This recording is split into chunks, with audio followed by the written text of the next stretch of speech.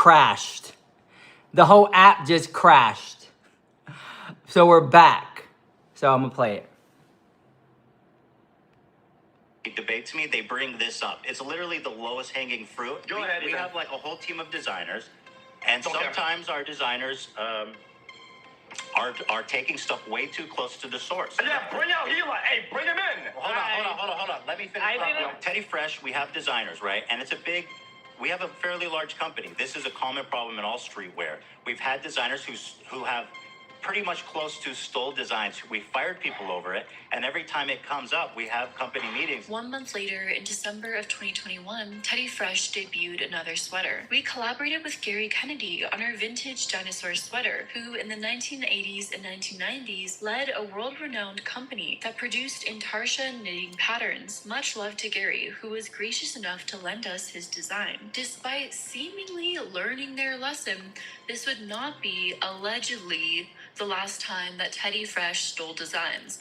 Allegedly. In the past, the brand has ripped a bear from a vintage t-shirt, only changing the color scheme before slapping a logo on it and reselling it. They did something similar to another random vintage t-shirt. In another side-by-side photo, Teddy Fresh seemingly ripped off an ASOS sunflower design, with only slight differences and the Teddy Fresh logo. Teddy Fresh also made a similar design to Prada's Flame Intarsia sweater. Pandora's upholstery also fell victim to the brand. And more recently, it seems like artists have lost interest in Hila, have stopped working with the brand. The respect for Teddy Fresh has fallen. What was once a respected endeavor, where a YouTuber went refresh the beyond live of content creation. No, Pink Scorpio, you gotta refresh the live, baby. Is notably freaked out about it. Recently, there's a Reddit post by an alleged insider who claimed that Teddy Fresh is not. So then here we go. Then you have that the person. I got new people in my live right now. Then you got the haters who are like, "Oh, I used to work there. I used to work there. Oh my God, it's the worst." Let me tell you. It's like somebody who works at McDonald's. They work there, they eat there, and then when they get fired or quit, I hated it. But yet they still eat McDonald's. You know what I'm saying? It's like, girl, it's like you're always the bad guy. You're always the bad guy. So she's diving into the controversies over the Teddy Fresh merch. This is part 2, if you guys don't know. You're bound not to like parts of your job. I know, it's just part of the gig. It's just part of the gig, girl. It's like being on the H3 podcast. You're gonna have people who don't like you. You're gonna have people because I can't believe you're on that show. I can't believe that. You know what I'm saying? It's a job, not a hobby.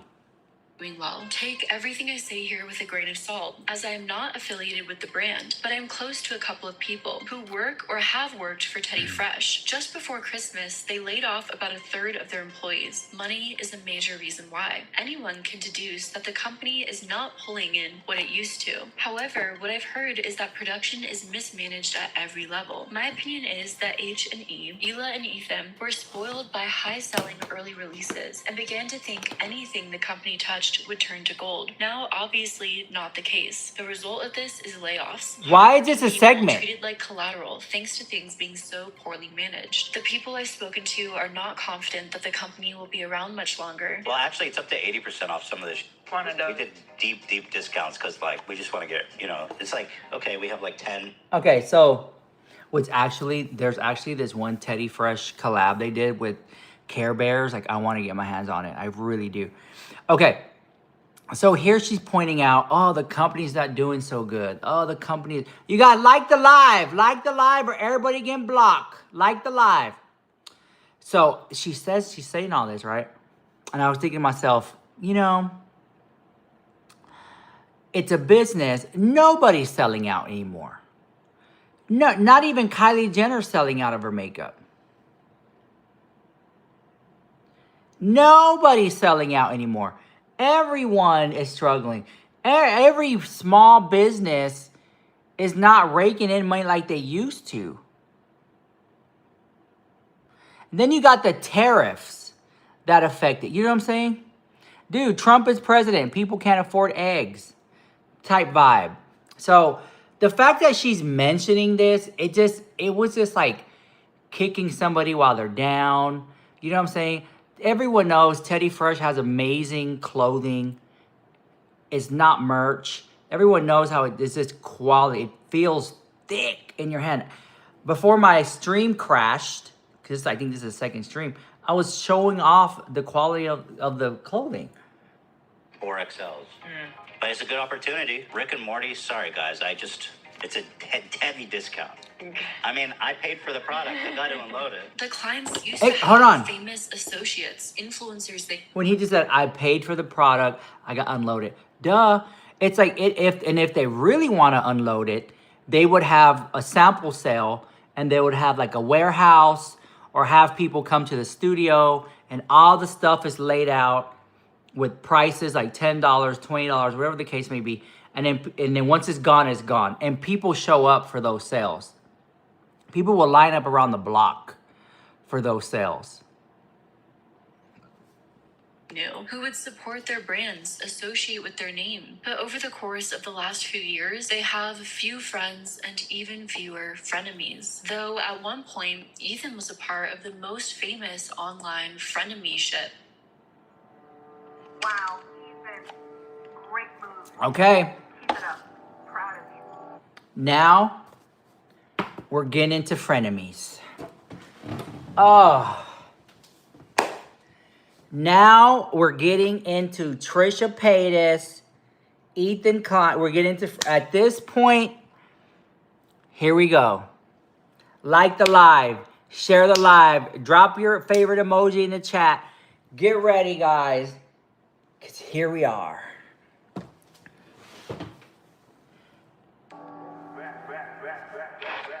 Why frenemies or love-hate relationships are so bad for your health. In a May 2019 video titled Instagram versus Reality, Ethan discussed the growing epidemic that was tearing apart lives, families, worst of all, social media. That was the issue, that sometimes people looked differently in photos than they did in real life. This video gained 13 million views. People were really concerned that women were deceiving people, these tricksters, these witches. And the main person that Ethan called out in the video was Trisha Paytas, who he called the spokesperson of Instagram versus Reality. Come on, people, let's get a grip. Yeah. So right here, you can clearly see Trisha Paytas photoshopped the house. And the other photo, she looks busted at the house. Right? This is what started that whole drama. This was started all. And you guys, you can become a member. Be a sneaky snake here on You to the Tube. Become a member today. Subscribe. Here we go. Get ready. This girl is the spokesman of Instagram Reality. Why are you even a model if you're gonna modify your looks that much? It's like from beauty queen to WWF wrestler in 2 seconds. You cannot Photoshop your heart and soul. Remember that. Trisha responded on Twitter, posting several tweets, including one calling Ethan disgusting and a bully. She posted a video titled H3H3 is harming young girls. It just made me so sad and upset that, like, there's this 40-year-old man shaming, like, girls. And I'm gonna speak for myself because I was featured heavily in the video, shaming girls for really just how they look. He would take my one photo that I was glam for on Instagram and compare it to, like, a video like this or a vlog video where I have no makeup on. It wasn't the same day. It was completely different looks. And I was like, okay, your point is to try and prove this is not how this person looks in reality. But you're not taking, like, a photo from that day with my hair and makeup done, with another video clip of my hair and makeup done that day. And it just was like, what's the point? You're trying to prove that I am not attractive without, right? Yeah, when I have hair and makeup done, I'm a lot more attractive. And I understand that. And that's why I get it done, and I pay to get it done. And I have a second channel where I just show myself makeup lists because it's taken me a long time to get comfortable at that point. At its core, Trisha made some valid points. If women are photoshopping their photos, it could be because they're insecure, and making a video blasting that insecurity out to the public, to millions of viewers, probably not going to help them. Trisha also meant Shout out to Pink Scorpio. She said, "Happy Halloween, boys and ghouls." that a variety of factors could influence how someone's looking depending on the day. I definitely did not wake up looking like this. Depending on whether I'm going through depression, in a better mental state, in a worse mental state, I probably look widely differently. And that doesn't necessarily mean that a woman is deceiving her audience. Not to mention the pressure women often feel to adhere to the beauty standards. It just made no sense. So people face-tune their bodies to make them feel better about themselves, okay? There's also very real sides to everybody that they show on social media. I show everything. I show everything. So to use that as an example is like disgusting, so unethical because it's so far off. You use two separate photos from different days to compare my ugliness to my pretty pictures. Like, it like honestly made me like physically sick. And I really love YouTube, and lately it's been so hard. Everyone deals with hate, that's part of the internet, but to have like another influencer just trash like your looks, and a middle-aged male at that, like, who are you to say that? Like, and then it just made me so sad because for anyone else watching, like, people literally, girls like take their lives over stuff like that. Like, they feel so ugly. They're made to feel so ugly. Ethan and his All right. seemed. We got Alex the Fiction, Alex the Legend. Rich, you should edit your stream title reacting to the H3H3. How Ethan Klein destroyed his career. Love you, Queen. Can you? I don't even know. I don't know how to do it in stream. I'm in stream right now. Let me see. Hold on. And this is the thing. I can only try. We'll see. We'll see if this is hard. This is my second stream because we've been on for already over an hour, and then the YouTube stream crashed, so we just started the live again, and we're continuing the video because we're reacting to this whole thing. Here we go. Aware of the whole beauty standard aspect of it all, and preach that everyone should feel comfortable in their own skin. We need to understand collectively, nobody's that happy. We are all miserable. They're just so much better at faking it. And you know what they're doing? They're making all this feel even worse. That's why today I am proud to present to you one of the best subreddits in the game, Instagram Reality, where they take a snippet from someone's Instagram or social media and show you the actual reality behind the post. I guarantee you. Zap that button like Hassan zaps his dog. That you will be feeling better, more confident. We need to embrace that and lift ourselves up in the knowledge that we are all ugly, pathetic monsters that just want to eat McDonald's every day. You should listen to Ethan. This is definitely a man who feels very comfortable in his own skin. Ethan addressed the situation for the final time on the H3 podcast. I didn't know who she was. All right, Alex, you're now a managing moderator. Hope that helps in some way. There you go, Alex. You're a mod now. To be honest with Mod you, God. She's actually quite a big YouTuber. She has like 5 million followers or something. And so we put her in the thumbnail because her comparison was just so epic to me. She says, please, Ela Klein, do not raise your child to be as ignorant as your husband. I would divorce him ASAP as he's causing so much damage to young women. It's actually sickening.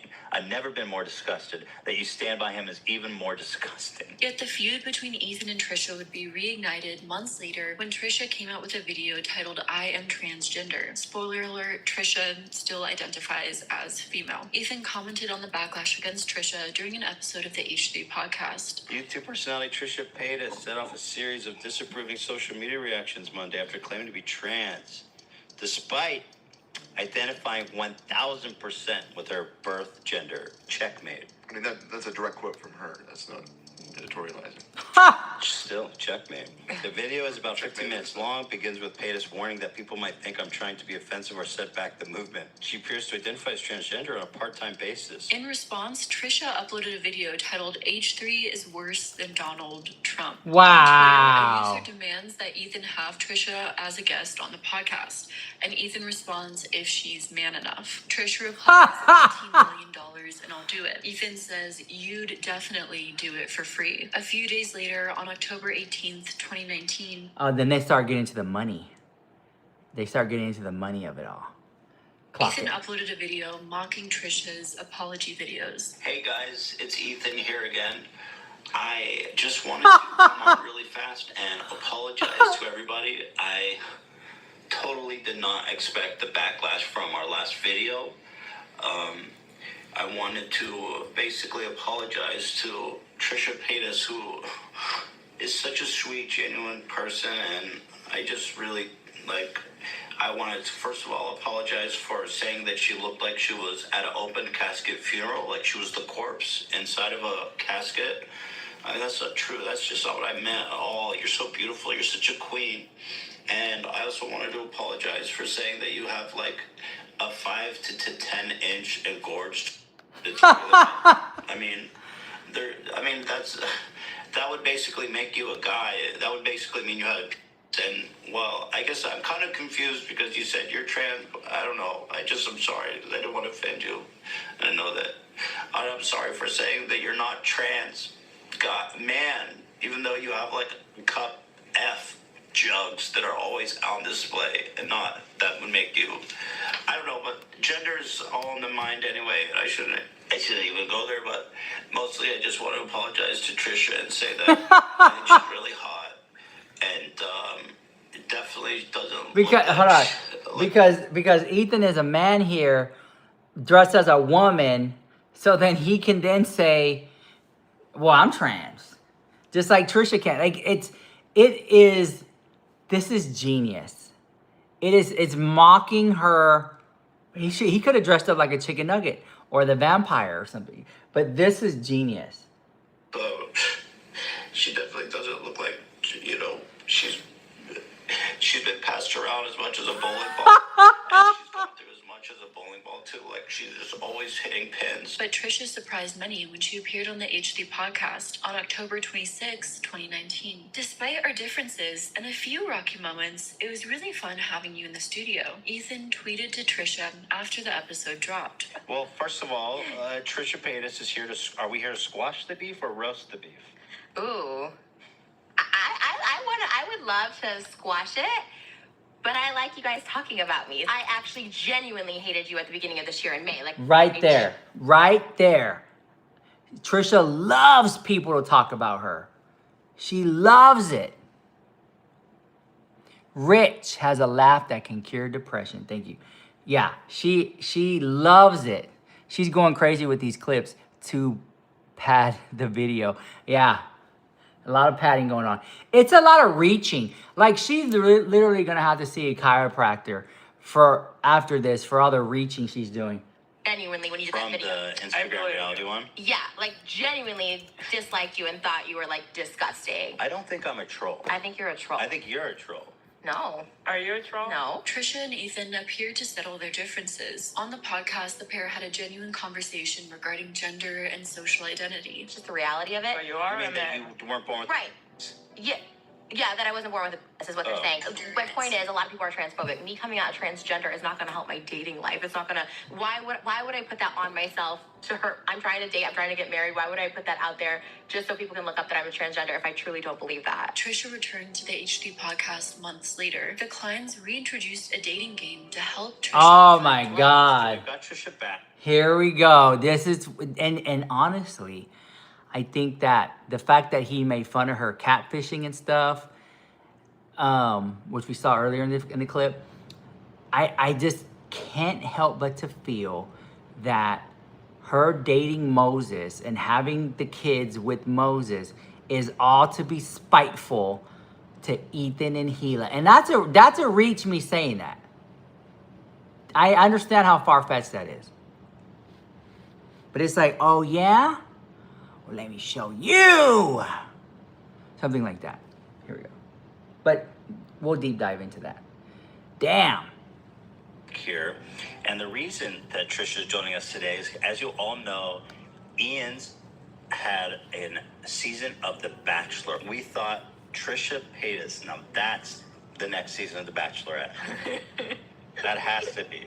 Although Trisha did not end up dating anyone from the video, she did have interest in Hila's brother, Moses. I don't Does know. your brother think I'm hot though? He like was down. Well, He I knew- don't talk to him about. But he knew What it was No, he wanted. Yeah, he wanted to apply. He wanted to apply though. He did tell us he was going to. like in a serious way. Because Moses has always wanted to be a star and be on the camera. Always. So of course he's gonna apply. Girl. Yes. Wow. Why haven't you just looked it up then? Why did we have to do all this? Why didn't you just be like, oh, like Hila's brother wanted to date you? I'd be like, yes. He doesn't want to marry you necessarily. How do you know? Oh, because he's Jewish. Well, I don't. No. It's literally my type, and he looks so good. Trisha later tweeted out photos of her and I don't even think that's her type. Moses! Bring me a water. The pH balance of 8.5 or higher. Thank you, Moses. And he brought a straw. Appreciate that. Here we go. Moses social distancing together. There's more. We see these on her Instagram stories. In bed Oh. with somebody. So this is when Trisha gets really upset. The fact that they're watching what she's posting, and she's like, "Why are y'all snooping on my relationship? Why are y'all looking at it? Watch, get ready. Yeah. And just an and we see a arm. hand, and I'm like, again, cryptic. I think that's his. I think it's his arm. Quarantine date night. This is a separate day. So whoever this is come back to her house. A date night. She calls it a date night, and whoever it is brought dinner, which by the way looks like quite a fancy dinner too. I know my brother, and I immediately spotted his stickers on the table. So he's hanging out with her now more, not telling us. I'm like, yo, what's Yes. going on with Trisha? Downplaying it. Towards the end of March 2020, she posted a photo of the pair together on Twitter. At the end, I won The Bachelorette. Hila responded at the time saying, "Stop this right now," with a vomiting emoji. At first, the internet wasn't really sure if Trisha was trolling or not, but as time went on, she seemed pretty serious about Moses, and often expressed her frustration about Ethan and Hila meddling in their relationship. I am just not someone who's comfortable with someone else sharing my narrative. On September 15th, 2020, Oh. Trisha and Ethan joined forces and launched the Frenemies podcast. But you know what? That seems to me to be a control issue when she says that. Let go and let God.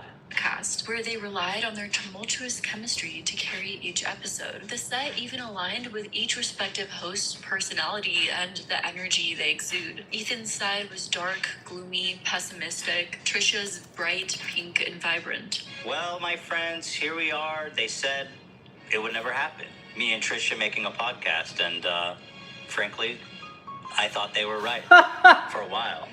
Despite both of them being very honest that things could go wrong very quickly, they embraced the idea of doing business together. Someday you'll be my sister-in-law. No, I don't think Oh, 'cause so. it's- I'm Hila's sister-in-law. You're still my sister-in-law if you married my brother-in-law. I mean, I'll no? take it. Oh, our babies would be related. Cousins. Oh, cute, because they have the same genetics. Skinny.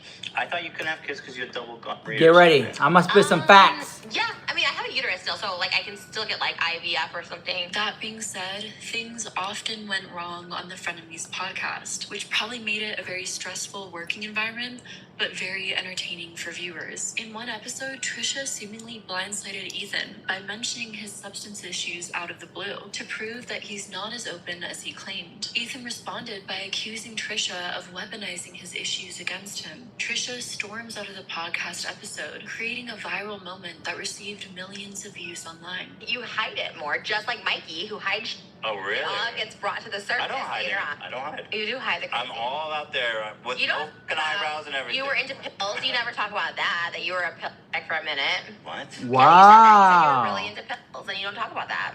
Why do I need to talk about that? This is why you are such a dangerous person, especially to be close with. You'll take something that somebody told you in confidence, and you'll use it. You'll weaponize it against them. That's not true. That's what you just did. You call me crazy, knowing my history. Bro, you we call me always crazy. call you crazy. You're like upfront but crazy. if you're gonna call me crazy, then I'm gonna say, Yeah, hey, but why then don't you you, own like- up to what you've done? That's That also doesn't make crazy. me crazy. I'm joking around, and then you go, okay, so what do I have to No. weaponize against Ethan?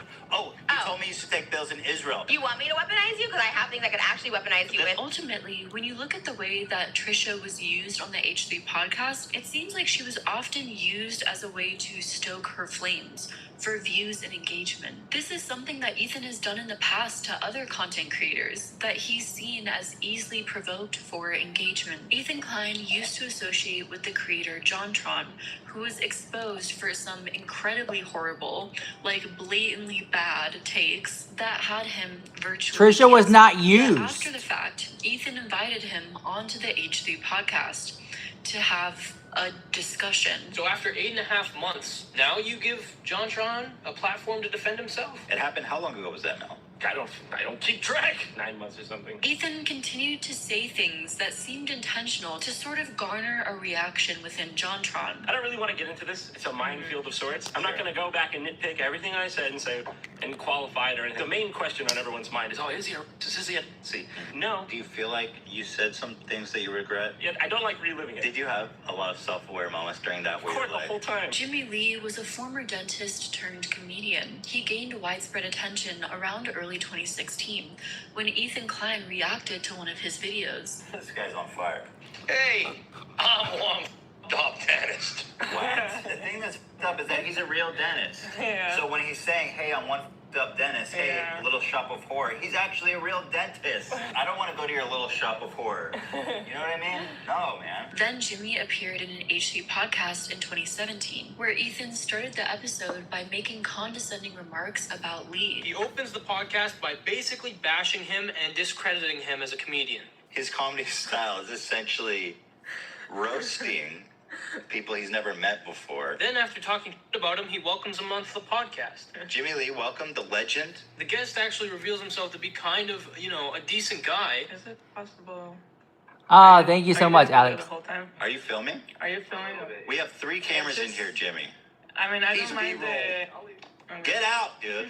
Yet another, more recent episode is a frequent segment the H3 podcast would have with a disabled creator named Gabe, who Ethan would often use for content through baiting Gabe to say outlandish things for essentially a good That's right. clip or good content. Like in this clip where Ethan asked Gabe about his experience in doing a sexual act. You ever gone down on a girl, Gabe?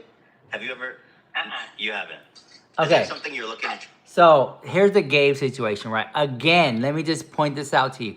This is a show. It is a show, okay? No, hold on. It's a show. And so he brings on these entertaining, low-cal, crazy guests. And let's not paint a picture that, like, Ethan Klein is a horrible friend because he's bringing these people on here. These people willingly come on the show. They willingly can get up at any time, turn the camera off, and gave it in on the joke. And so this is another reason why this lady just doesn't get the humor. It's like, remember, wasn't there like a late night talk show? I don't know if it was Jimmy Fallon. I don't know what these people are. But there was this one guy in the background. It was like a Hispanic guy. And all he did is be in the background with a suit. And he would just laugh at everything. Like, he added really nothing to the show. But that within itself was comedic. Like, it's kind of like that. And so Trisha being on the show, it's like, of course, let's have a train wreck. You know how many views we're going to get? Oh, my God. And then all of a sudden, you're going to flip it and be like, oh, he's such a horrible person for having these crazy guests on the show. Well, girl, I'm sorry, but if he doesn't, it'll be boring in the house. Here we go. Right? Yeah, someday. Yeah. Okay, that's good. What is your birthday coming up? Like practicing. How do you practice? Do you ever practice on, like, the corner of your elbow? Right here? Just being a gentleman, I guess. Yeah, you're a good man, Gabe. You're going to make a girl really happy I practice someday. in front of the mirror. Oh, my God. Can you do it right now? Pretend you're in front of the mirror. Oh, you're ready to go, Gabe. You're gonna make a girl very happy. Poor Gabe, not realizing he's being used. Right after Girl, that one comment. Poor Gabe. Girl. this, Ethan says, looking forward to your birthday next Friday, which of course they didn't attend. When Gabe is on the show all the time for frequent segments to be laughed at. I'm so glad Gabe has actual friends and, by the looks of it, a fulfilling life with lots of positivity. Nowadays, at times, Ethan will claim that his mental health is being used by others, that he's being baited into reacting, or others will claim that in defense of Ethan. But Ethan is one of the content creators that set that sort of system up. Again, rules for thee, but not for me. If you can't give Ethan something, either an entertaining clip or enough views from your own platform, he doesn't care what you have to say. William Osmond is an engineer who created a beanie that could talk. Oh my God. His Okay. audience- Okay. Let's talk about the William Osmond beanie situation. Okay. So the guy made a, and she'll show it to you, but let me set it up for you guys. This guy made a giant beanie that can talk. All right. He comes on the show. Ethan Klein talks about his house being burned down or something like that. Very traumatic experience. And then at the end of the show, they're like, all right, well, let's see the beanie. Puts the beanie on. The beanie talks. All right, well, thank you. Appreciate it. Have a good one. Have a good one. It's like, what else did you want? What else did you want? A check? Like, they're gonna, here we go. Just did he make for Ethan specifically in 2018? Today's project is an animatronic beanie for the Fupa King himself, Ethan of H3H3. During that summer, Ethan invited William onto the H3 podcast when William's subscriber base was almost at 700K. But Ethan didn't seem to view William as a valuable person to have on the show. The interview was limited to 20 minutes, instead of being the main focus of the show. Once his 20 minutes were done, William was ignored and awkwardly instructed to leave. They basically just talk about how his house burned down for a good 15 minutes of his 20 minutes. Immediately after this, they transition swiftly into the talking beanie. Well, I'm happy that you made it out. Me too. I mean, you really saved the most important thing, really. I agree. You went and you got the beanie in. Let me try this thing on. Let's see. Let's We got sound effects. turn it up, Dan. God bless. I think I did the bit. Nice. That was good. Thank you, everyone. Round of applause for the beanie guy. So far they've talked about his house burning down, and he's presented them the beanie. So what's next? All right, that was great. I had a lot. So, thank you very much. It's I'll say, moving. William, Yeah. thank you very much for joining us. Look, right there. See, thank you very much. All right, William, thank you very much. Thank you very much. Thank you very much, William. And look at his face. Right here. He was like, that's all? What did you want, bro? Hold on, let me go back. House burning down, and he's presented them the beanie. So what's next? Okay, I'm sorry if my house burning down is less important than your beanie. I'm just sorry. It's all about the timing of it all, right? I had a friend of mine whose house burned down. Girl, she wouldn't stop talking about that for a year. Till this day, she's still traumatized by her house burning down. Till this day. It is a very traumatic experience to have your house burn down. It really is. And so when your house burns down and you're trying to put the YouTube gigs together and you have someone who's bringing you a hat, okay, thank you. Thank you very much. I appreciate it. Here we go. Watch. All right, that was great. I had a lot. So, thank you very much. I'll say, William, Yeah. thank you very much for joining us. Thank you for having me. So that's it. They just wanted him to come on, talk about his tragedy, and then give him the beanie and get out. Well, once again, thank you so much, William. And really appreciate you coming out here all the way from Ventura. These examples show that ultimately, Ethan isn't this internet vigilante he was made out to be. Instead, he's an expert at content creation and always putting himself at the forefront, sacrificing the needs of others. If it doesn't Okay, well, benefit hold on. his Let me platform just say this, right? What was he to do? What was he like? So you made a hat. You know what? I'm gonna be honest with you. It looked like the sorting hat from Harry Potter, the one that talks. That's what it looked like, just painted orange. It should have had some eyeballs on it or something. But it was a fun, crazy gift. It was interesting. Lucky to be on the show. I just don't know what else more he wanted. The interview was over. You're so right. The interview was like, you know, I talked about my house burning down. We brought you on. The community now knows you make hats that talk. I put the thing on. You can talk about it. What else did you want? That's what I don't understand. Like, you could have just shipped it to him and then he could have unboxed it on live, but he had you there on camera. Okay, here we go. Create good content. The thing is, though Trisha was seen as easily provoked, which made for good content, yes. like other examples which had worked out in the past, she was also unpredictable, using the system the H3 podcast had set up against them. Should we make up or are we hating? I'm literally over it. I'm so over it. I don't Really? care if I'm Moses not. breaks up with me over this. Bye. Why would Moses break up over a podcast? Because I don't like his family.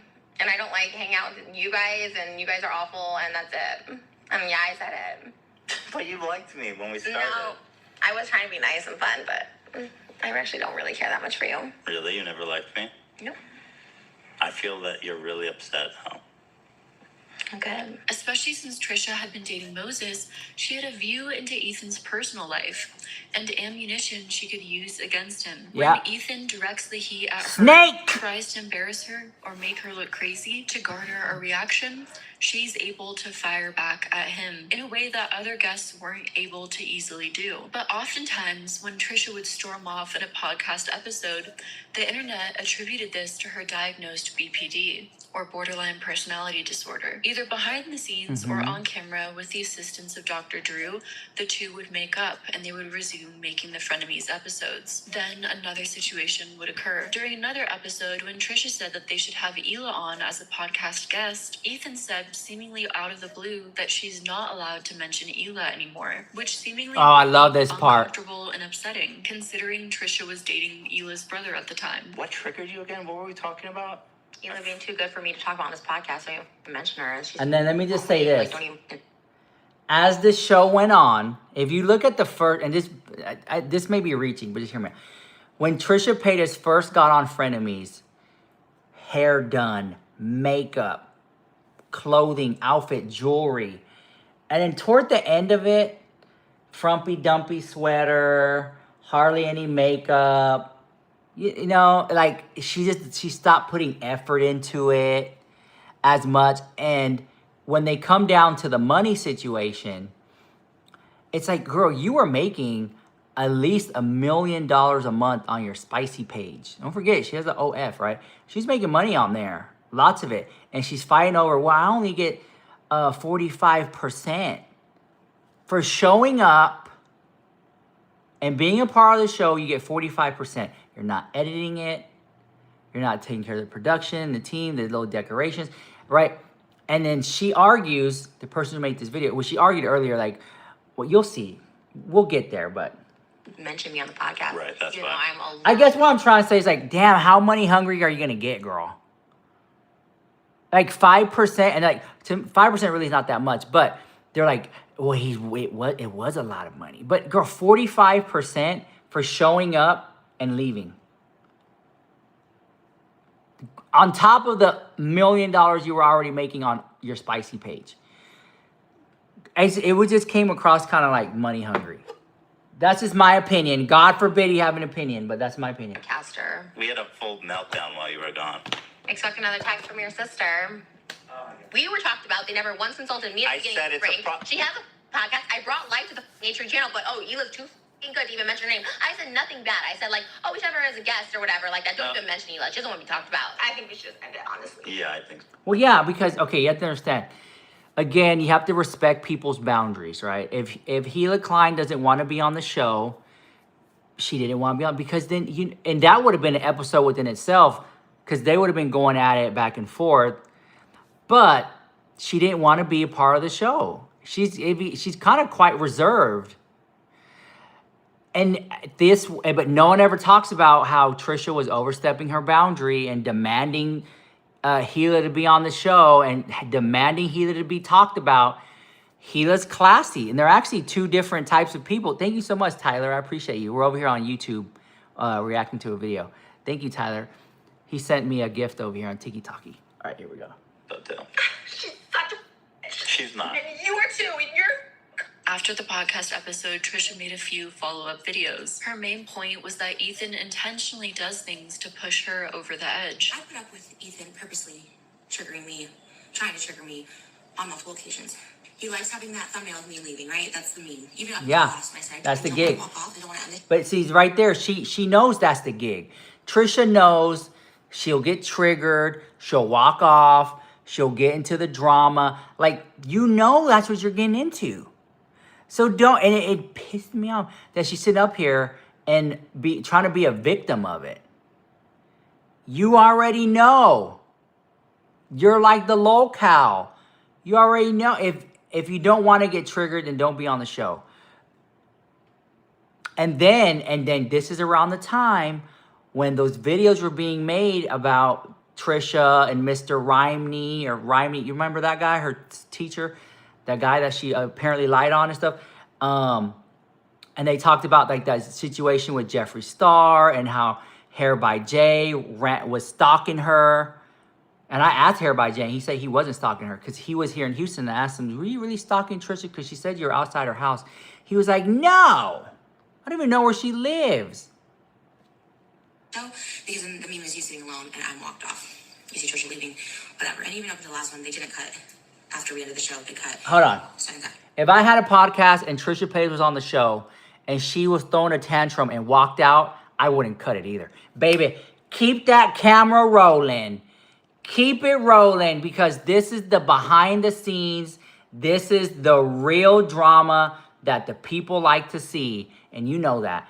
And keep it rolling. I walked off. I always put up with the triggers and I allowed myself to be triggered. And this is not walking on eggshells. It's like, oh, I say one wrong thing. No, this is times where I'm like, don't share the private messages from episode 1, where he shared messages I sent to him, where he shared Moses' private messages, and we asked him on the show. Yeah, okay. See, what I'm hearing is she's no longer in control.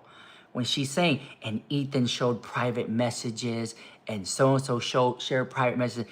Because remember, in this clip further back, she says, I don't like when other people tell my narrative. Remember she said that? It's in this video. And when Ethan showed the text messages, we got to see a glimpse at the real Trisha. And this is why she's freaking out. Not to. Like, there's just not respecting boundaries. I don't know boundaries well, and I try to set them as best as I can. But that was a boundary. And, like, it's him constantly saying, no, I'm pushing. Again, Dr. Drew was brought onto the podcast to repair the relationship. So here's where the problem comes in. Trisha Okay. comes on the... So then I have an issue with the Dr. Drew situation. So Ethan Klein points out something that is very telling and very interesting. And Dr. Drew says, oh, that doesn't matter. When in actuality, it did. It was a bigger picture. And you'll see it here. Show, and she frequently repeats stuff that Moses tells her. So let me just finish my point, then you can respond. So, for example, Trisha will say, and you did say in that episode, Moses doesn't even like you guys anyway. You guys wouldn't be invited to our wedding, or you guys aren't close with Moses. She always says stuff like that I feel like is driving a wedge between Moses and his family. Okay, so Trisha, and by the way, and then there's more. There's more because I don't need more. I don't want. There is more. See, when Dr. Drew said, I don't need more. When Dr. Drew said, I don't need more. Yes, you did, bitch. Watch.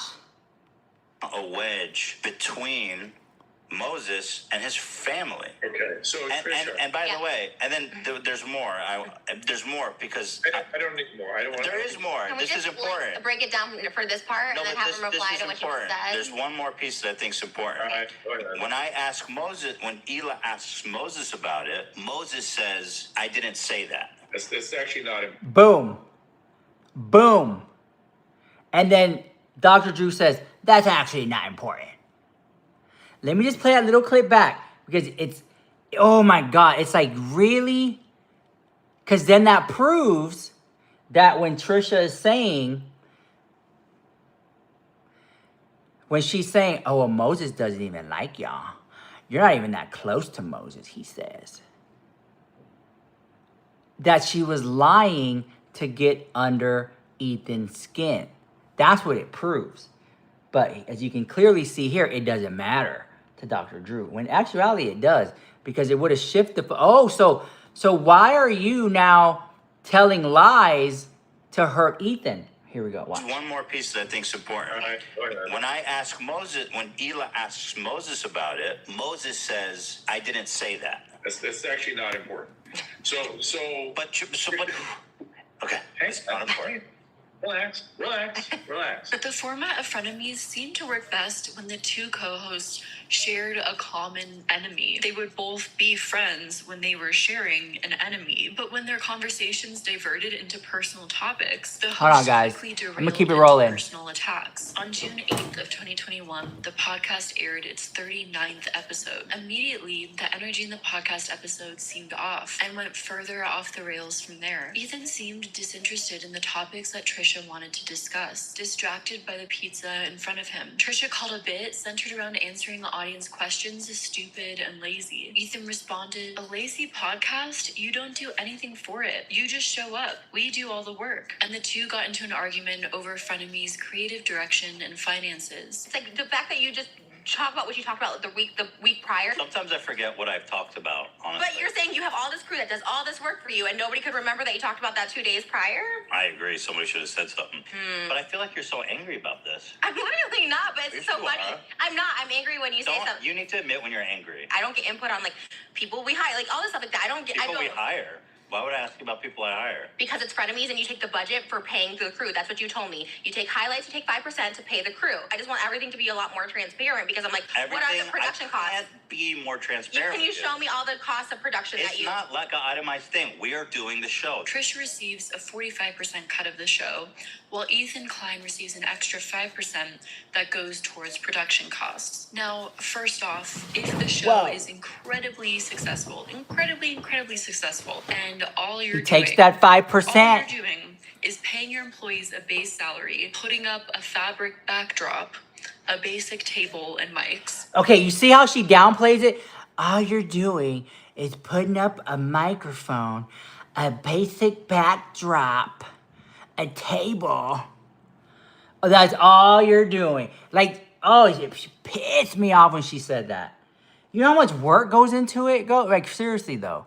Employees cost money, lighting, the studio, the space, the rent, the little snacks, the little refrigerator, all that. She has no idea what goes on behind the scenes. You know, that 5% can get pretty chunky if your podcast is getting tens of millions of views. Incredible success. That 5% can really numerically change quite a bit. Do your employees get a raise because of that 5% production cost? Are you investing? No, they don't. Because when they sign up for the gig, when they sign up for the job, you sign up for this is how much you're going to get paid. So when I worked at Apple Computer, and I think I made like, what, $10 an hour at Apple back then? I don't remember. I honestly don't remember. And when they released the iPad, and the iPad sold billions of dollars, I wasn't there like, well, I need to get a raise because y'all sold so many iPads. Like, girl, it doesn't work that way. And so the fact that she's saying that pissed me off too.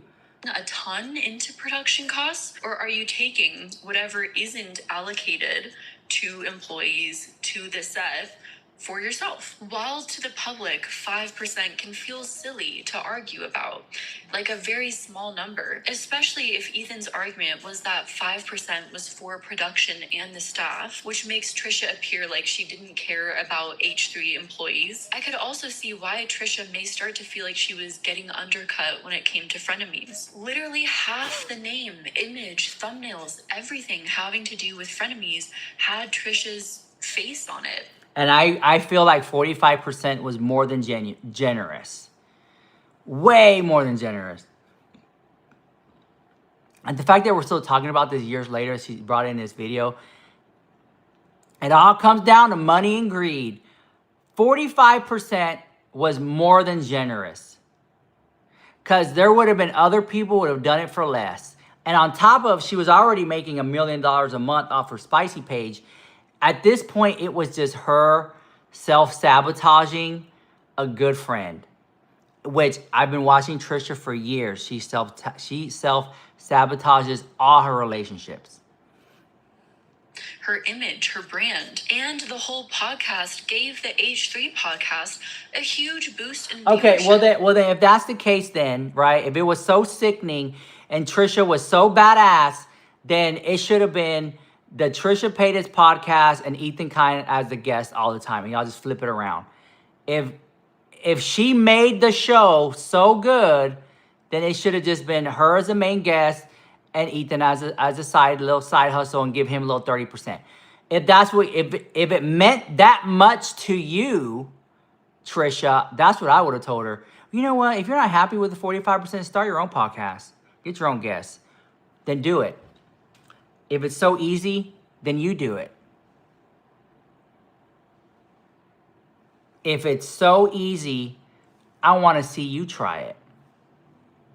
Likely not only to the Frenemies podcast videos, but across the H3 podcast channel, from new viewers who found out about the channel through the Frenemies podcast and became fans and decided to subscribe. I mean, think of the long-term upside, the amount gained beyond just the revenue made on the videos itself. When it comes to viewership across all videos, subscribers, audience members, and a fan base that Trisha never reaped the benefits from, because all of this was not done on Trisha's YouTube channel. Again, this used Trisha's name, her image, even her mental health issues in a podcast for viewership, then cut 45% to her. And I could see why Trisha started to see a huge boost across the H3 podcast channel, and she may have begun to feel like that was a bit unfair. The same day as the big blowout podcast episode, Trisha uploaded a video announcing that she was leaving Frenemies. In the video, she expressed how she experienced a lot of anxiety while filming the most recent episode of the podcast. I had this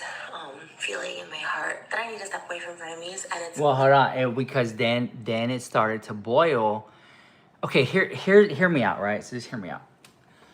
Oh my God, it's gonna be so hard. Okay, I'm gonna try to explain this. Okay, at that time, there was a lot of people who didn't know who Trisha Paytas was, and then vice versa. Trisha brought her little community over to the H3 fandom. H3 fandom brought their community to Trisha, and they kind of like some symbiotic pollination, cross-pollinating where. Well, then people started, well, who is this person that is on this show, right? They started watching her videos. They started seeing her contradictions and her lies. And then there was this, damn, what happened with her Mr. Rhymney in her past? And she says she can't have kids. And then the video started being made, and then the Reddit post started being posted about, it was the snark pages about Trisha.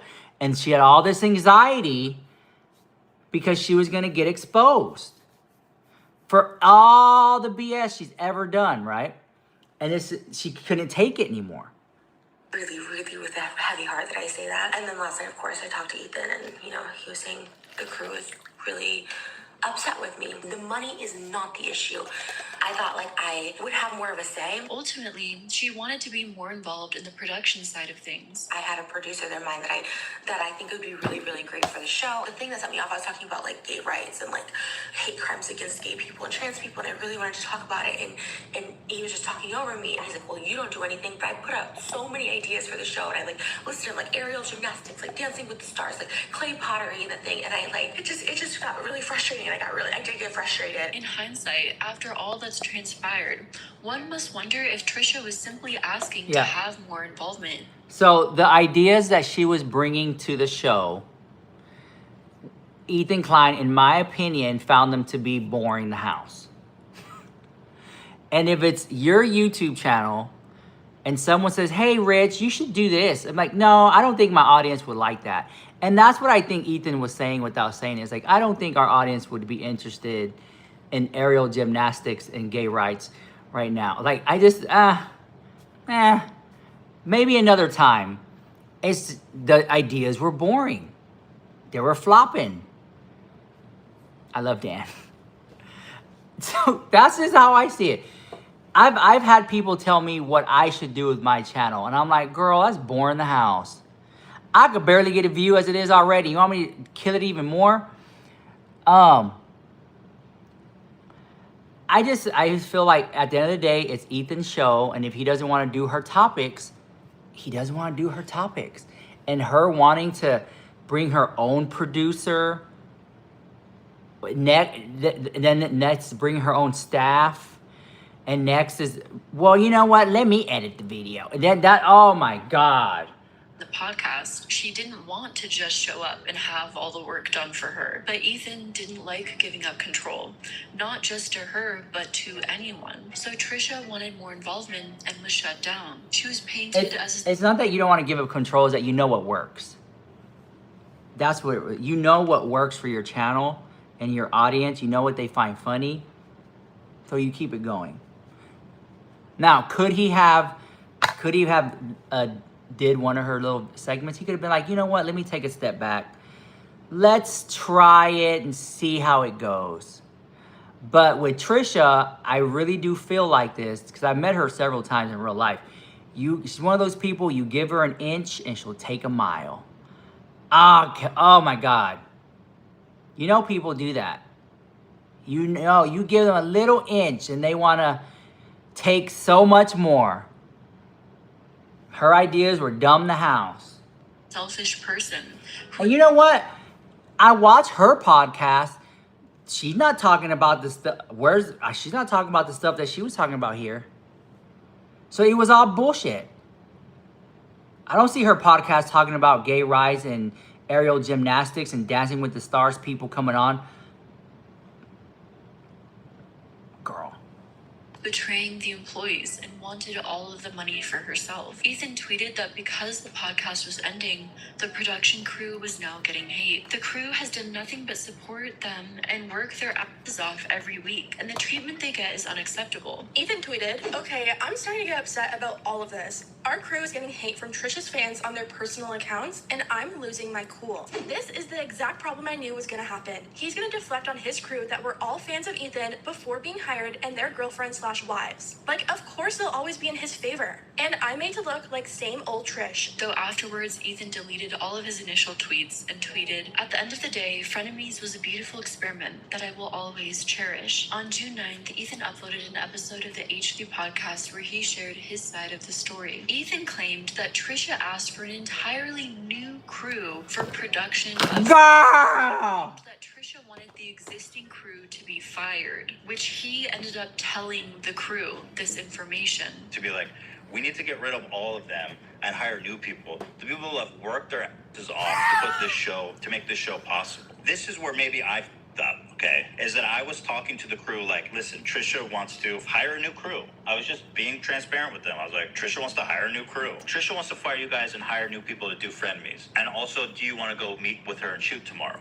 And so obviously they were like, well, it's a little awkward, right? I made the executive decision as their boss, trying to foster a healthy work environment, that let's just not do the shoot tomorrow. I don't know. If Trisha was a business partner who wanted more involvement, to create a hostile work environment through telling your employees that your business partner wants all of them fired, which I have a really hard time personally believing is the case, but for Ethan to essentially paint himself as the savior to his employees, to tell them that his business partner wants to fire them all, but he's not going to let that happen. Well, it kind of feels like you're villainizing someone before fully handling the situation privately, involving other people, aka triangulating people in the situation to make that business partner feel like the enemy, and now telling the general public this story as well to further paint that person as the enemy. Ethan also spoke about the financial aspect of the feud. So she said,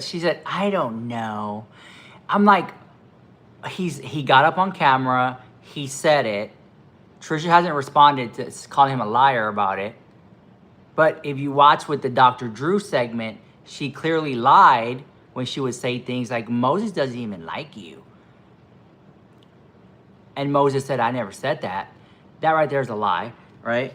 And here she is lying again. So what I'm trying to say is that it's been proven that Trisha Paytas is a liar. Openly, publicly, on video. And here she is, presented with some information. Well, I don't know. I'm just like, what do you mean you don't know? It's like, are you siding with Ethan at all? When it's literally in her face. Proof. I don't know. So he's going to get on camera and say, well, Trisha wanted everybody fired. And so he's lying about that? Oh my God, it's pissed me off. She pissed me off. Trisha gets all the security of getting that check, of promoting her shiz. He added that he's screwed because of all of the money that he had tied up in the Frenemies merch, which was set to be released that month. Yeah. Trisha will just like walk out. I mean, we have this merch release. Every penny I've made from Frenemies, by the way, if she wants to talk about money, Yeah, talk it's about it. tied up in this merch. And now I have hundreds of thousands of dollars tied up in merch that I'm probably not going to be able to fucking sell, that my wife works super hard on, her staff works super hard on in 1 month's time. And she drops the I'm quitting Frenemies video after me doing everything possible to resolve this with her privately. I had the nerve of her to complain about 5% when I'm literally not making a penny at the... Yeah, exactly. Okay, so here is the hoodie I wanted.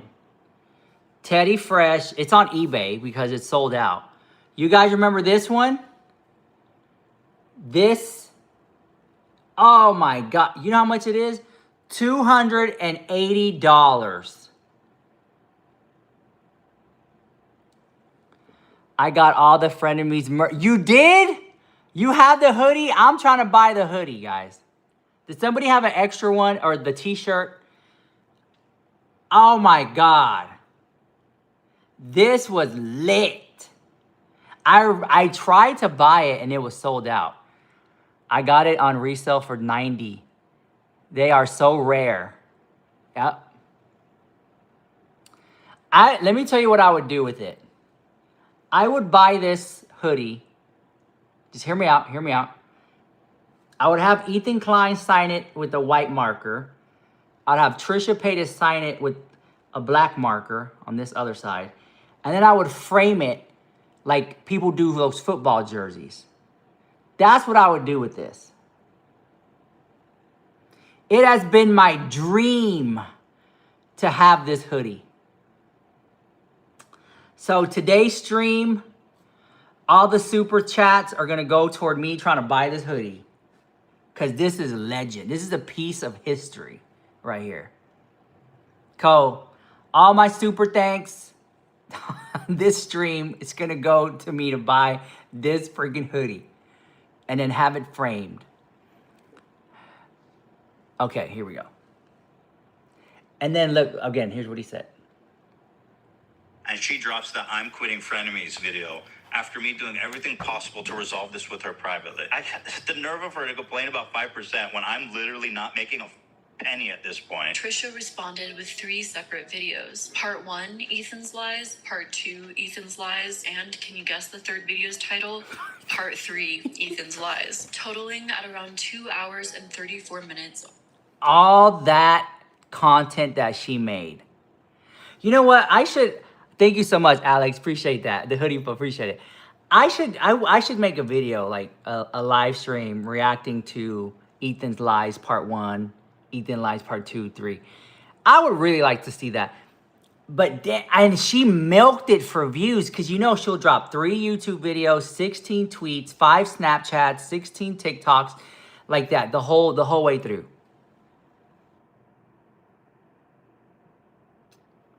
I should do that. I'll think about that.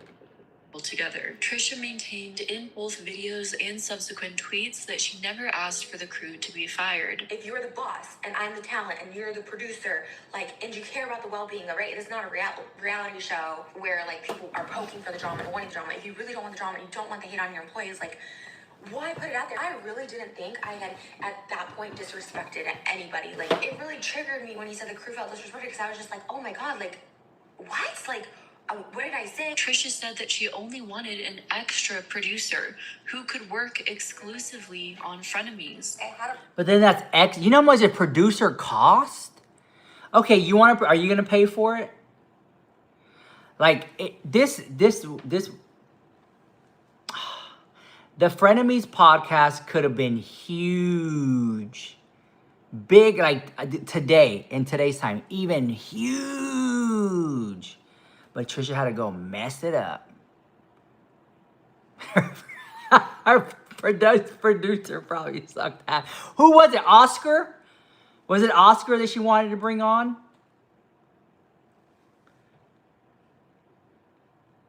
Producer might actually reached out to him. His name's Oscar. For me, feeling like comfortable, like it'd be cool to have someone for Frenemies because obviously the H3 people are busy. I've been asking for this just to have someone on the show where the money was going and stuff. I really thought it was like building towards having like people for our show too. So many people are tweeting me like, "Oh, Trisha wanted to replace the whole like." They have a whole H3 side that's just huge on there. Like, why would I be like replace them? Like that doesn't make any sense. To me, this sounds like a reasonable request to have someone who could be an advocate for Trisha on the Frenemies podcast. Ethan did end up selling the Frenemies merch, and it's been alleged that Trisha received a 50% cut. While Ethan ended his video saying that he didn't want to see Trisha canceled and that he regards her as family, she ended her video saying that she always felt like the show's punching bag. She added that she has a lot of anger in her heart towards Ethan, but praised the existing H3 podcast crew and Hila. Many people felt after Frenemies ended that Ethan was in the right in the situation. Trisha was now a full-blown enemy, even though she went from dating to marrying Hila's brother, building a family, becoming in a literal sense a part of Ethan and Hila's family. They don't associate with one another any longer. Since Trisha is seen as an enemy of Ethan's,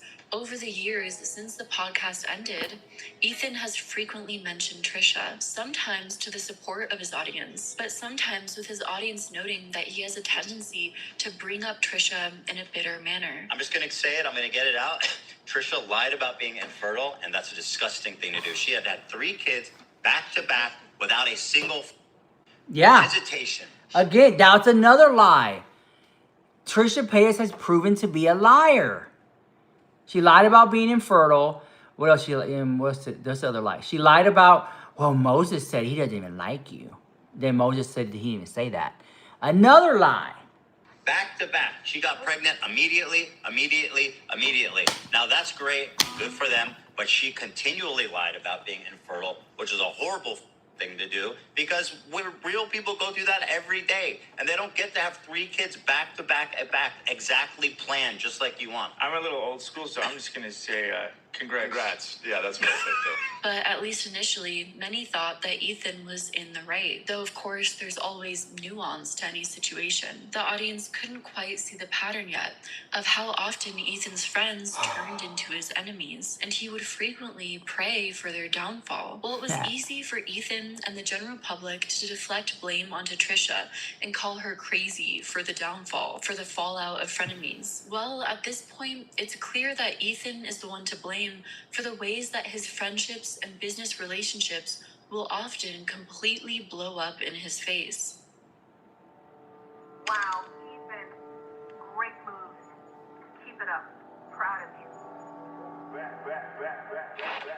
Around the time that Frenemies was ending, Ethan found himself embroiled in his biggest lawsuit. In May 2021, the company Triller sued Ethan and Hila KLEIN, alleging the pair had pirated the Jake Paul versus Ben Askren fight and showed it on the H3 podcast, imagining having a major lawsuit, and it's over the lamest boxing match featuring Jake Paul and Ben Askren. Ethan spoke about this lawsuit on the podcast and made what you might call several mean-spirited comments directed at Triller co-founder Ryan Kavanaugh. Actually, yeah, let me take this opportunity. Ryan Kavanaugh! Ryan Kavanaugh! Ryan Kavanaugh! This prompted Ryan Kavanaugh to file a separate defamation lawsuit, accusing Ethan of spreading false claims through various social media platforms. No, actually, I am being sued by an asshole for defamation named Brian Kavanaugh. The accusations included promoting various damaging articles. Variety wrote an article that said Ryan Kavanaugh was accused of by his ex-partner of running a Ponzi scheme. So that's what he's suing me for, defamation, because I read the headline of a Variety article. It's insane. Creating a website comparing Kavanaugh to Harvey Weinstein. If you Google Ryan Kavanaugh, you'll probably find on the top. Does Ryan Kavanaugh look like HarveyWeinstein.com? What the fuck? You know that's my website, right? It's so stupid. We made that website to help the public.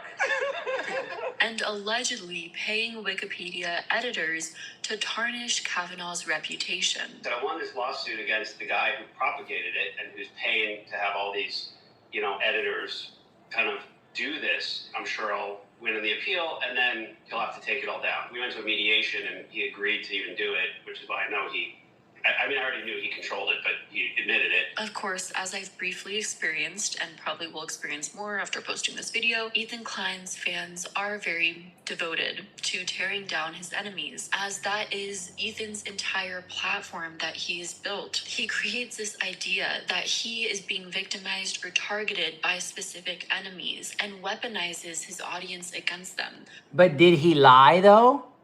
If that's how he feels, that he's being victim, like, it's not that. It's like, so here you have a creator, right? That's well-loved. People like him. They watch the show.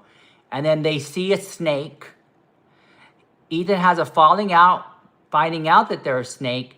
And then the community goes then, and they're like, you're a snake or whatever. And it's like, oh, it's Ethan's fault. He can't control his audience. All he can say is, please do not send any hate, guys. Please don't send any hate. But people, at the end of the day, they're gonna do what they want to do. So I just can't believe she's there, like, blaming Ethan for having such strong support. That's all. Whether his audience is conscious of this or not, they feel a need to go after Ethan's enemies. I can't even imagine how that has mentally affected Ethan's fan base over a long period of time. Ethan often spoke about the Triller lawsuit as if they were going to easily win. I've been sued once for copyright infringement before, won it. It's one of the strongest precedents for fair use. The only one really for fair use on YouTube was a big deal. And so I'm very passionate about fair use and copyright infringement and that kind of stuff like that, as someone that, is regularly commenting on stuff. So when Ryan Kavanaugh stepped to me and he sued us for copyright infringement, I said, oh, hell fucking no. Many fans and viewers expected the lawsuit to go as others have gone in the past, especially when it came to copyright claims. Yet this time, things turned out differently. I offered him a lot of money to settle it, and he said no. So, he said no. He said no to me on my birthday. The lawsuit Wow. dragged on for years until both parties reached a settlement in August of 2024, though the specific terms were not disclosed to the public. He didn't win. We settled. There's a big difference. You should know that. The lawsuit is finally over. Wow. Congrats. I've agreed to start scrubbing out the Ryan Kavanaugh segments. So say farewell to Ryan Kavanaugh from the H3 show. Though Ethan claimed on the H3 podcast that they settled for a total of around $3,000. And that after 3 years, that somehow was a massive win for him. We have settled. Hold on. Whoa, I'm not. So you want to know what I settled for? This is going to make you guys laugh.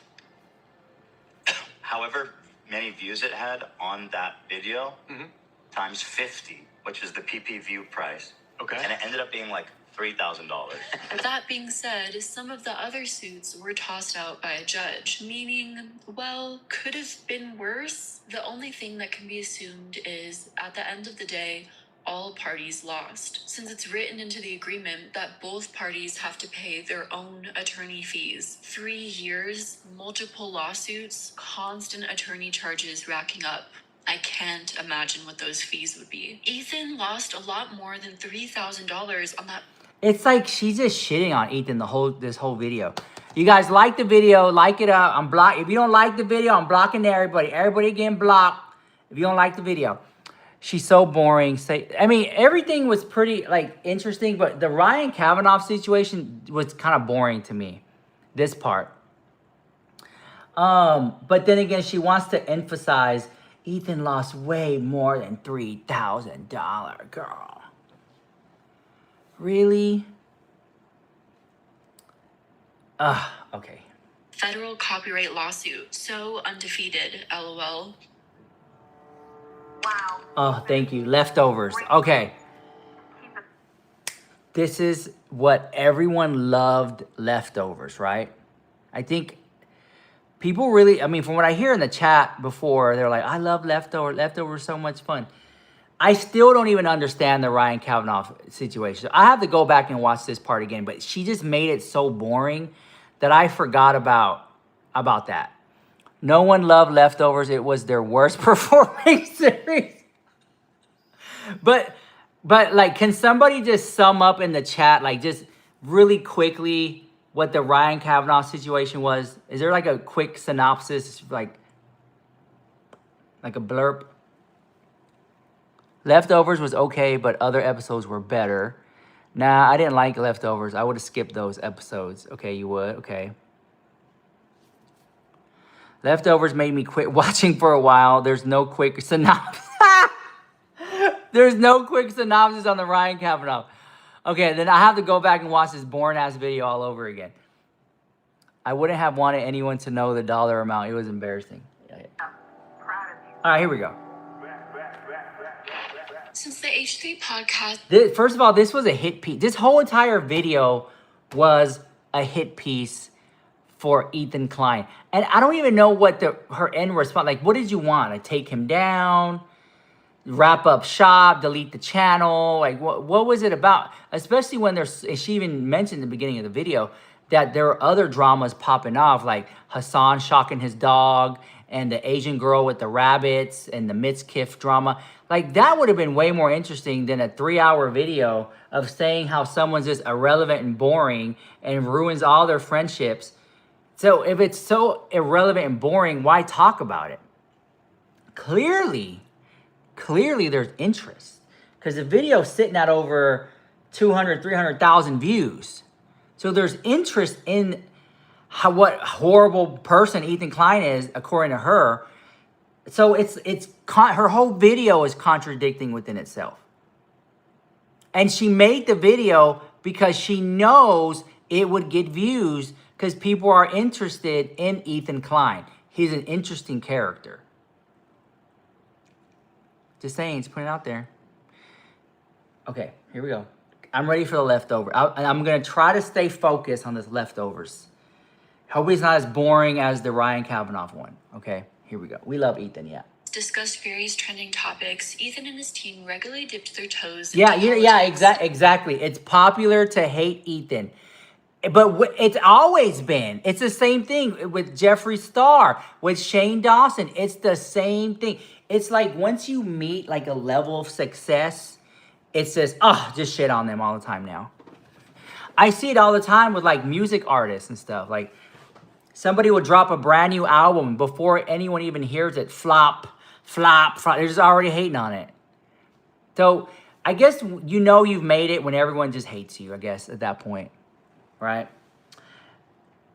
Thank you guys. Like the video. Thank you so much. Think about becoming a member today. And this live stream will go into the members live stream. So if you missed it, there's 2 of them. When I heard her talk about her as her new favorite creator, my eyes started ringing. Hugs. Red flag. There you go. Ethan even invited political figures like Andrew Yang onto the podcast to experiment with having more serious guests on. Today, our guest is Andrew Yang, who is... Okay, if I was to tell Ethan to do something with the thing, I would be like, get like kind of mimic what, what's that guy's name? That No Jumper and the crazy people he has on there. Like, but I'm talking about the girls with like the big freaking huge boobs. Like that. Talk about them hooking up with rappers and stuff. Some of those. Some just crash out rappers. Crash out singers. That they have like a Adam 22. They have a huge fan. Like, where's that? Remember that guy Juice WRLD? and he had a huge following, and then he just like, you know what I'm saying? Stuff like, cause then when they pass away, then people go and watch the videos. I'm not saying do it just for that, but I'm just saying like, stuff like that, you know what I'm saying? There's like a laundry list of people I find fascinating that I think a lot of people who would die to be on this show, right? So he brings on more serious people on the guest. And here's the thing. So this whole entire video, she's bitching about, oh, Ethan Klein's jokes are so inappropriate. Oh, he doesn't take it serious. He uses his guests for entertainment, right? That's what she was saying, right? Which I think is great. And of course, you put on a damn show. Now he's getting on more. He's getting serious guests, and she's bitching about that. So you bitch that he doesn't have serious guests and makes fun of his friends. Then you're gonna bitch about that he has serious guests on the show. It's like damned if you do, damned if you don't. Snip, snip, snip, snip. Running as the Democratic presidential candidate. Did I say that right? Yeah, that's like spot on. Yeah. After Frenemies ended, Ethan incorporated more talking points revolving around politics, including in engaging in a debate with conservative political commentator Steven Crowder. I don't want to make it too easy for you, so I've prepared. Steven, do you know that the Spartans practice man love? You know who would have went on that show? Kamala Harris. She would have did anything. Donald Trump would have went on that show. I'll take just one email to his team. He would have went. Nancy Pelosi's, she would have went on there. Like very polarizing people would have went on that show. And you know who would do it? Betsy Johnson, Steve Madden, the CEO of what's that? It's like they make Subway sandwiches. I forgot what it's called. Jimmy John's. Jimmy John's. He would have went on there. Though, I mean, amazing stories. Okay? Those are some interesting people. Just some of them. Michael Kors. He would do it. Oh, my God. Mel C, the Scary Spice. Or yeah, Mel B. She'll go on there, too. I'm telling you, I know, Jimmy. Honestly, I've never had Jimmy John's in my life, ever.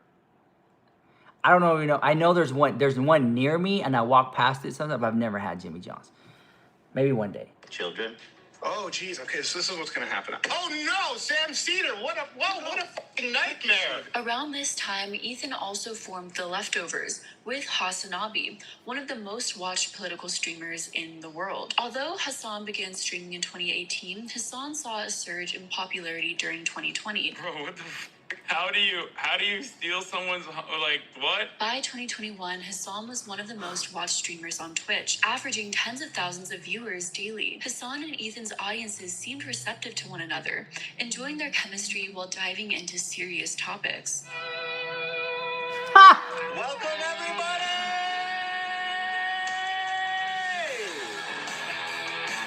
To the Leftovers!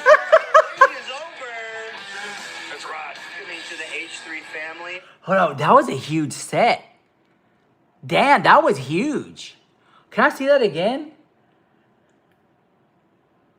Damn, that was huge. Bro, looking at how big this set it was, and then Ethan's like, welcome everybody. That was hilarious. And he's just, bro, the other guy's taking it all serious. He has a little sweater on, and Ethan Klein's in a little tie-dye shirt. Bro, I love it.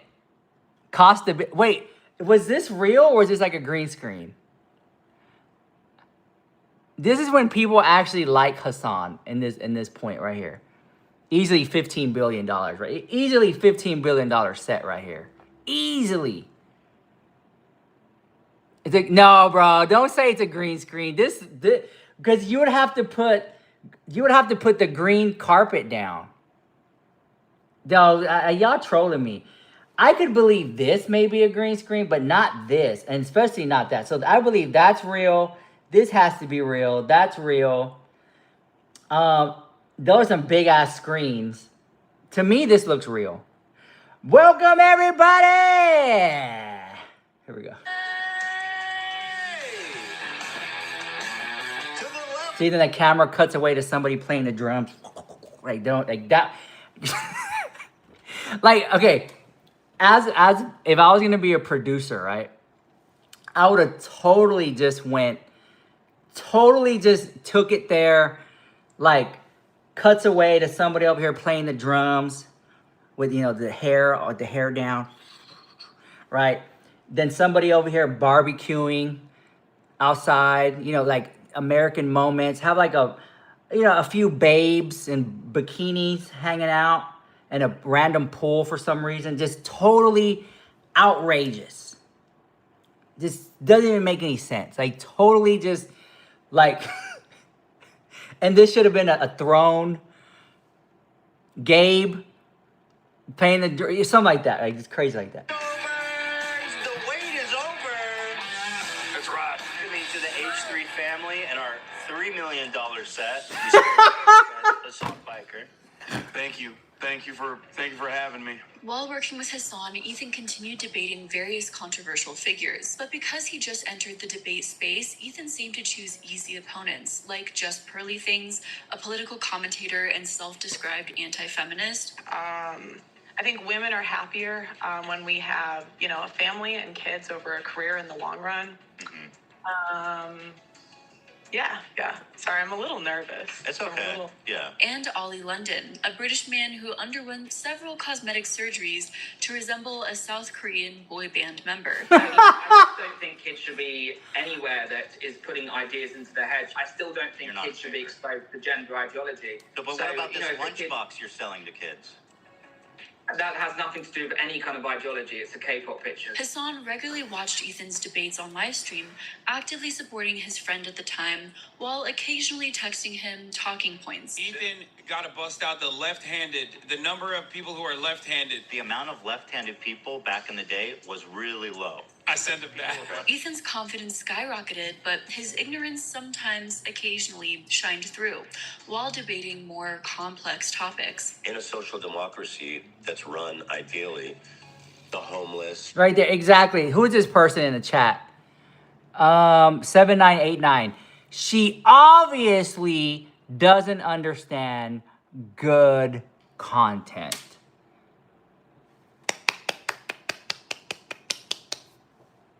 That part. Here we go. And whoever else needs a home for whatever reason would be provided one. So I don't understand what socialism does better in that case. Ethan and Hassan worked closely together, despite having some different stances on major issues. A huge point of conflict, for example, was the conflict between Israel and Palestine. Ethan is an Israeli American. Often in Ethan's early content, he seemed very conflicted about the conflict. Ethan spoke about family and friends residing in Israel. When you come out and say free Palestine, after they just lost everybody, they have children taken away from them, that's not what you should be saying right now. And I'm free Palestine too, right? It's just the timing. Hassan is a Turkish American and a strong voice of support for those often not given a voice in the Middle East. Hamas is a Muslim Brotherhood fundamentalist cutout. It also happens to be the only popular form of governance amongst Palestinians. Do you want to know why that is the case? They want to support Palestinian people, but they think the only support Palestinian people can get is if they are perfect victims. While over the past few years, Hassan has been frequently very vocal about Palestine, recently, when a Black person expressed frustration over Hassan's silence over what is taking place in Sudan, Hassan seemed to kind of completely go off in a stream. Hassan's response seemed unreasonably angry, himself directing his anger at Black people in general, it seems. Wow. And overall, his response raised a lot of concerns. See, look, this, I need a 3-hour video about that. I want her to make a 3-hour video about Hassan shocking his dog and that, and the trans situation. That I would click on. Not a 3-hour hit piece on Ethan Klein. This. Talk about that. And that's why she made a video last night crying on YouTube. Well, you guys, I'm not biased, guys. I don't want to be a fence rider, guys. Free Kaya. The clip of him yelling at the chatter is crazy. Here we go. Red flags and disappointment that it's worth mentioning here. Can you shut the fuck up when it comes to black folks? You really don't want to talk about us unless it comes from voting. When is the last time you spoke about Sudan? I'm gonna fucking ether you. Any other black folk want to engage in radical activist language in this fucking chat? Suck my cock, okay? You stupid fucking rad lib. Get the fuck out of here. Get the fuck out of my chat.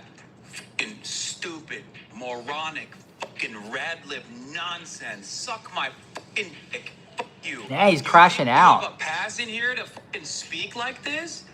Get the fuck out of here. You immediately got Root.com article regurgitators in here instantly being like, sweetie, you don't understand black people. Shut the fuck up. So, what is happening in Sudan? Sudan is in the midst of a civil war, which has resulted in a humanitarian crisis. There has been a displacement of over 13 million people. Girl, all he had to say is we have a difference of opinion on The that. healthcare system has collapsed. So yeah, I think it's absolutely something worth talking about and spreading awareness of, because this is a devastating issue for millions of people in the world. Information gathered via International Rescue Committee. These controversies that Hassan has encountered may show that in the end, birds of a feather flock together. Or something that I've been reflecting on lately, too much exposure to social media.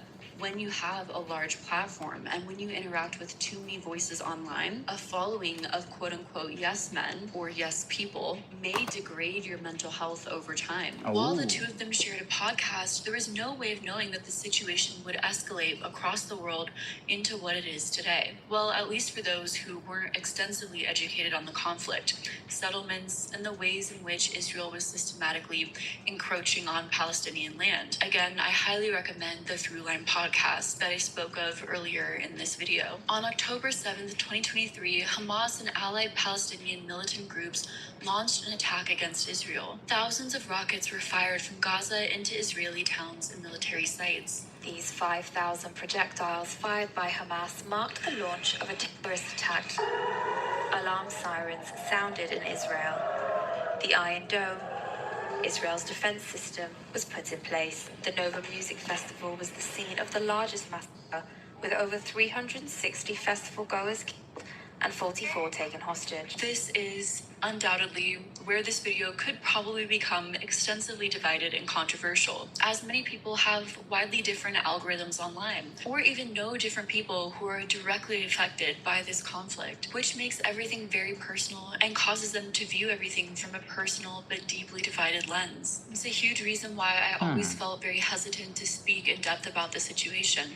For personal reference, my brother passed away on October 3rd of 2023. So when all of this took place, I was in mourning over a very personal situation and wasn't fully there mentally. Anyways, my understanding is that Jewish individuals have dealt with anti-Semitism their whole life.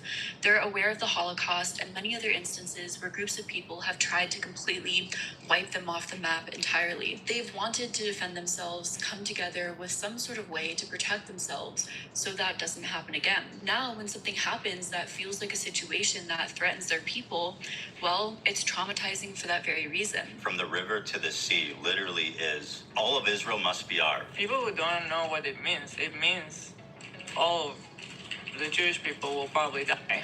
I think in many ways I can empathize with that history of pain and hurt, though I don't think that it justifies inflicting a similar pain and hurt onto another group of people. Many Jewish individuals have long advocated for a two-state solution. If your analysis and your solutions doesn't include realistically engaging with that population, then you're not actually looking for solutions, because the alternative is that kill everybody there. I don't want to discount the fact that Hamas is a terrorist organization in this video either. Ethan initially addressed the situation with Hila during an episode of the H3 podcast. The KLEINs shared their concerns for their loved ones back in Israel before expressing frustration with people spamming Free Palestine on social media. Now, I'm Free Palestine. You can say Free Palestine. Yeah. But the timing to me... Right here, exactly. Farah, she said, it's crazy to make this video review and edit it and be like, yeah, this is unbiased. I'm just presenting information, and then post it with that in mind. Her voice is so clear throughout. And it's like, oh, well, she's going to drop this video. Oh, I like Ethan. After you drop this video, you really just drew, this is war. You drew a what do you call it? A line in the sand. The brother death and her not caring about the war at the same time makes sense. But to blast it online, WTF.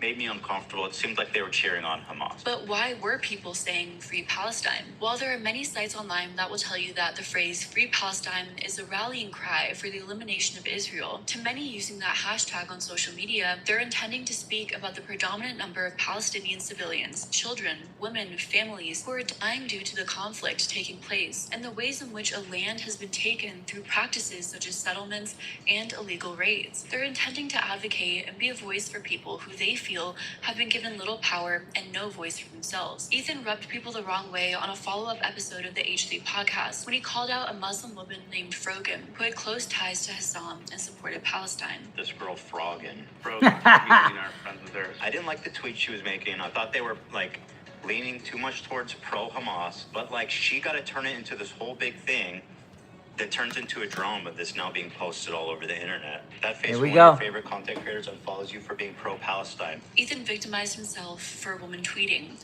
when thousands were dying. And the podcast went, ironically, further off the rails. During a follow-up episode on The Leftovers, the camaraderie between Ethan and Hassan took a bitter turn while discussing the subject. The KLEINs defended Israel, failing to see how the ways in which Israel was set up could have continually threatened the peace of others in the area. Ethan and Ela mentioned how Israelis felt threatened their whole lives living in Israel, but refused to see how others in neighboring countries may have felt the exact Yeah, how is he victimizing himself, bruh? Israel just feel like it's an existential threat. It's just this, everybody wants us dead. That's how we grow up. I grew up like that. And it's not about right and wrong. I have to say that. I have to emphasize that. It's got nothing to do with that. Ethan somehow framed support for Palestine as death to Israelis and could not fathom a world in which people supported Palestine while simultaneously not wishing harm on Israel. Palestine will be free. And so like, at worst, the worst interpretation of that would be like someone like Hamas or Hezbollah or like terrorist organizations who are like, yeah, we want to actually kill everybody there. At the best interpretation of it, it basically means, as I've said, this one state dissolution of the state of Israel. The vast majority of people in Israel see that as a genocide. After this live stream, the Leftovers podcast and the relationship between Ethan and Hassan quickly deteriorated. Though honestly, to many, it seemed confusing why the Leftovers podcast started in the first place. Ethan wasn't very versed in politics, and often when diving into the specifics of the political discourse and diaspora, his knowledge fell completely flat. That's fine maybe if you're just a podcaster who hasn't made a platform off of discussing these things, but when you create an entire podcast off of it and base your platform off of being left-leaning, your viewers begin to expect you to know what you're talking about and to align with what you're putting out there completely. Knowing what we know about Ethan's past, this podcast doesn't align with everything Ethan once stood for, and he didn't have expertise in it. While Ethan and many on the left often critique those on the right for being political grifters, creating content that they don't fully believe in to simply profit off of what the left essentially believed to be a global audience, well, it seems from all the evidence presented that Ethan was doing the exact same thing. He's made many conflicting and hypocritical comments, whether on his political views on women, the world, which may mean Ethan stands for nothing, except for what can stand for Ethan. Rules for thee, but not for me. The problem is he continued speaking on politics, even though more and more his audience hated what he was saying. Just don't talk about politics. Just go back to fucking talking about like gooning or Justin Baldoni. You're clearly not intellectually equipped enough. Your fucking fan base hates it. You're clearly, all the people in your vicinity hate it, and you're still like, nah, I'm the number one guy. I'm the number one politics guy. Ethan is also the one who doesn't know the difference between a socialist Democrat and a democratic socialist. It's crazy. It's like words have different meanings if they're in a certain succession. Ethan should never be looked at for political commentary. I liked when he made fun of the right, and that's it. Yup, Ethan trying to get political is a big part of his downfall.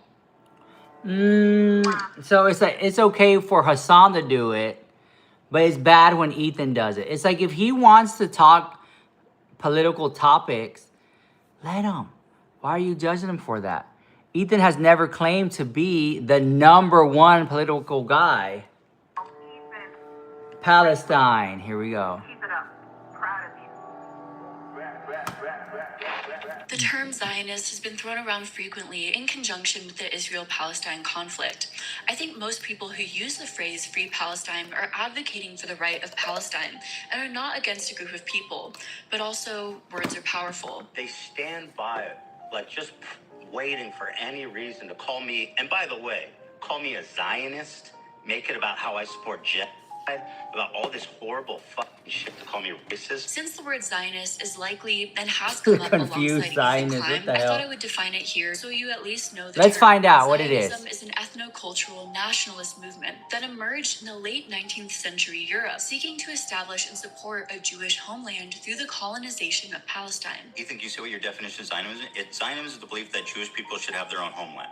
That's all it means. Zionists wanted to create a Jewish state in Palestine with as much land and as many Jews and as few Palestinian Arabs as possible. There's like a whole ass country there. And so if your analysis and your solutions doesn't include realistically engaging with that population, then you're not actually looking for solutions, because the alternative is that everybody there. So you could see how the term Zionist directly relates to the conflict. Yet often the term is related to a lot of anti-Semitic conspiracy theories, which is what can make the term harmful. That being said, in 1975, the UN General Assembly passed Resolution 3379, which determined that Zionism is a form of racism and racial discrimination. Great In political 1991, views. The resolution was replaced with UN General Assembly Resolution 46-86 after Israel declared that it would only participate in the Madrid Conference of 1991 if the resolution was revoked. Many of Ethan's avid followers and fans began to disengage from him after October 7th and the fallout with Hassan, not because of his ties to Israel, but his decreasing capacity to view the other side. The walls were closing in on him, his paranoia, and all of a sudden, if you weren't with him, you were against him. Listen, if you disagree with me, you're just not looking, or at least not in this place as I am. This is what I see happening. No, not only that, but here's what I think he means by that, right? It's like certain people, they'll get online and it's their algorithm will be pro-Palestine. And some people get online and their algorithm is totally different. And so when he says you're not looking, it's if all you're doing is just going off the algorithm, you're not doing your own research and seeing both sides of it, then you end up like a wind tunnel of not knowing all the facts. So that's what Ethan means when he said you're not looking. I want to fight the monster that is the Israeli government so bad. And so many people are, in fighting the monster, becoming the monster. You cannot trade one genocide for another. It seems like Ethan's stances changed since October 7th. At first, much of Ethan's stances seemed to toe the line. Challenge any of you to find one fucking clip of me defending the IDF and not supporting the Palestinian people. I mean, yeah, the amount of hate crimes is crazy. Now, there's a lot of Islamophobia too, right? And that's fucking disgusting equally. Yes, and I hate to see Islamophobia rise as well. He condemned the Israeli government for denying food and water to Gaza and accused Israel of genocide against Palestinians. I saw Like, videos of Palestinian dads This, calling their... okay, hold on. You know how people will say, Ethan Klein should have never got political, blah, blah, blah, right? This whole video, it could have ended a long time ago. It could have just been all the points that she made up until now. After that, I think, because once you're getting into the politics of it, this is then why she made her video apologizing last night about how she's not fence riding. If you guys, and I made a video about that last night too, of responding to her video. So this whole video I responded to already in like 10 minutes yesterday night. If you haven't seen it, check it out. Now I'm watching it all the way through. This right here, born the house. She's not the person to talk about this situation. 5-year-old daughter. As a father, it's even hard to talk about.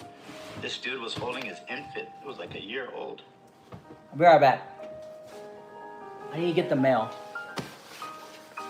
She didn't need to talk about this. Born that... You see, you know what I'm talking about? She didn't need to talk about that. And he was like patting her on the back and saying like his final goodbye. I mean, it was...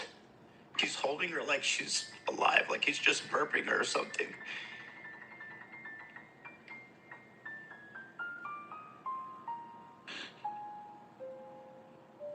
He condemned Israel expansionism and Israel settlers, stating that West Bank settlements are an abomination.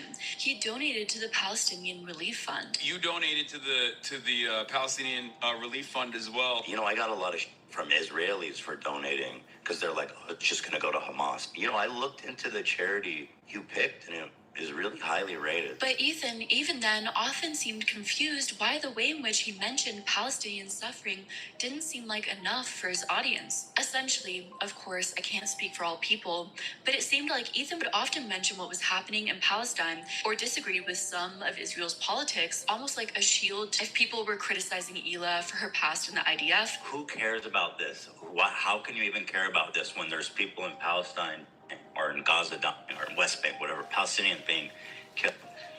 Listen, those are terrible.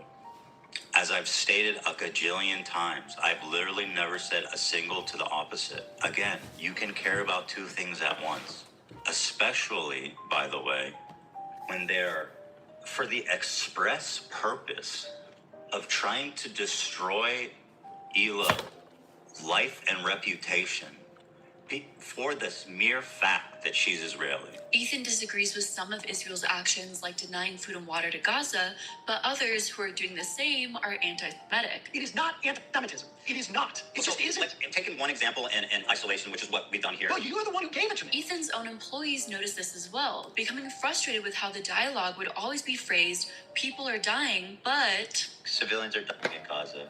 Yeah, and it's always but. Civilians are dying, but, and then there's a reason for justifying it, and I can't understand that. You're saying that the civilians need to stop dying. I mean, essentially the war needs to stop. And yeah, I mean, that's the only way they stop dying, right? I don't know what the solution is. I just wish there was another way to get these, to target these terrorists better, where you're not getting all these kids caught in the crossfire. I think ultimately it became confusing and disorienting for Ethan's audience to keep track of what exactly Ethan believed, and it became disorienting and confusing for Ethan himself, so he kind of gave up. Look in the mirror, loser. You're the problem. You are the problem. Why are people mad at me? I want someone please to explain it. Explain why you're mad at me. It's really annoying that like people just, they stand by it.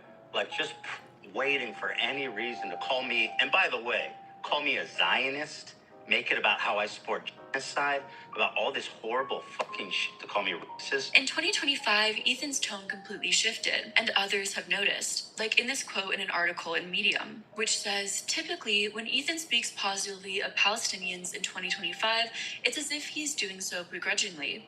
When someone mentions Palestinian suffering, Ethan frequently offers a response like, yeah, it's tragic what's happening to them, man.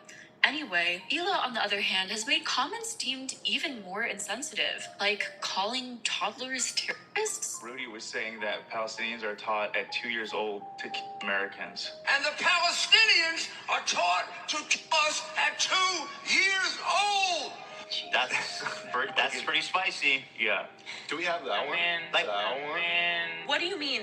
I mean, so you agree? So you think 2-year-olds?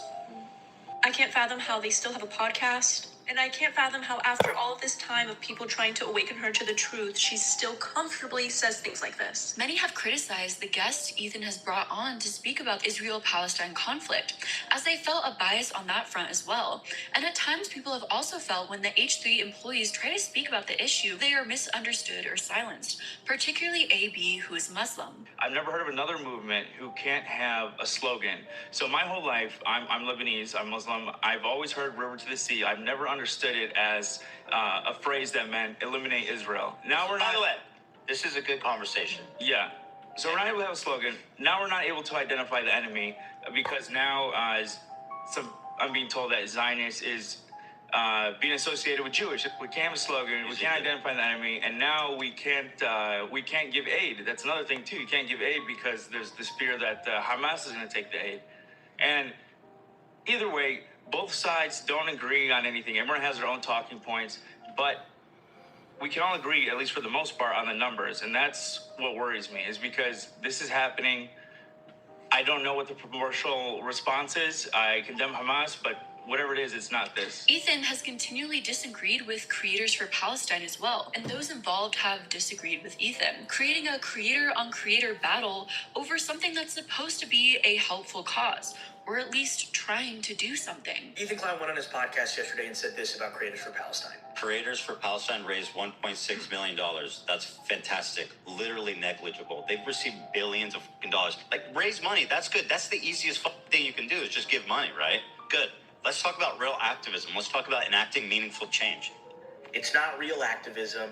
It didn't make a single difference in Gaza. He's lost his mind. It's crazy how much I used to look up to H3. They were the fathers of fair use, and now he's just sitting here crashing out for days on end. So, Ethan's constant self-pity, claiming he's being attacked online, while having little pity for those who are being literally wiped off the earth, well, started to look ridiculous. The stark contrast of the two things happening at the same time was hard for a lot of H3 fans to see and justify. And this was when a lot of fans started to disengage from Ethan Klein. Unfortunately, unable to see the reasons for why, this only fueled Ethan's victim complex and fears of anti-Semitism, not realizing that it was the lack of empathy and compassion while expecting others to hold an endless well of empathy and compassion for himself that became draining for many. Alongside Ethan's inability to listen to his audience, or really just form a strong opinion and stance that he was able to stand by, he began making further insensitive comments and reactions, like when he made fun of a man who was burning alive. Again, not to put this uncouth, but he's a champ at fucking burning alive. I mean, that sounds bad, but he did it really good.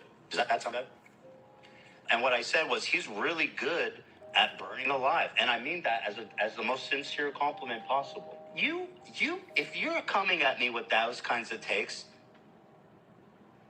you are ensuring peace will never happen. The mask began slipping, it seems. The old Ethan, who his audience forgot existed in the first place, was making a return. Wow, Ethan. Great moves. Keep it up. Proud of you. On January 30th, 2023, a clip exposing popular Twitch streamer H3H3 quickly spread across the internet. In the clip, H3H3 inadvertently showed a browser window which...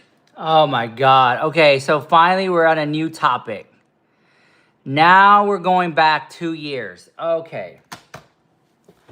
Girl. Let me see this clip again. Hold on. QT Cinderella is the title of this.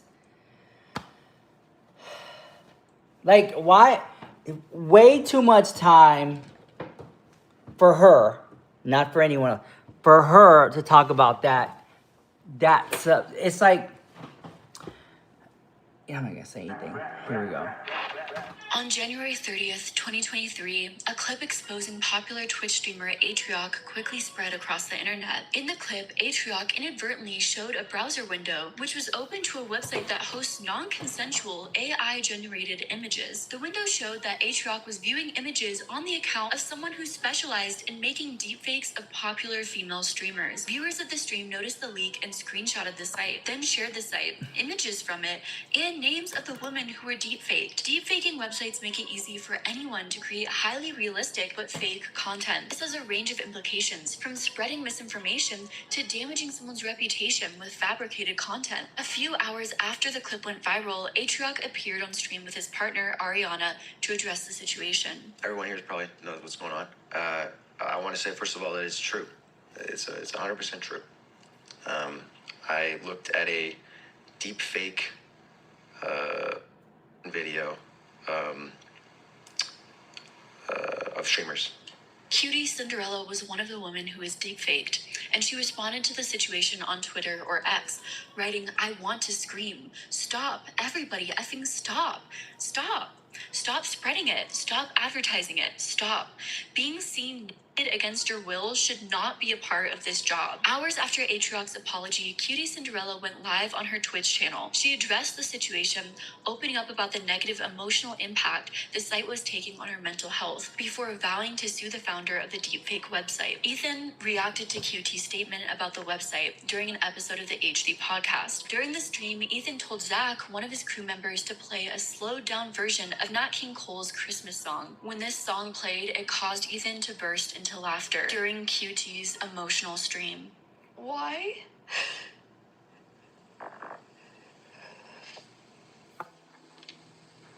Why?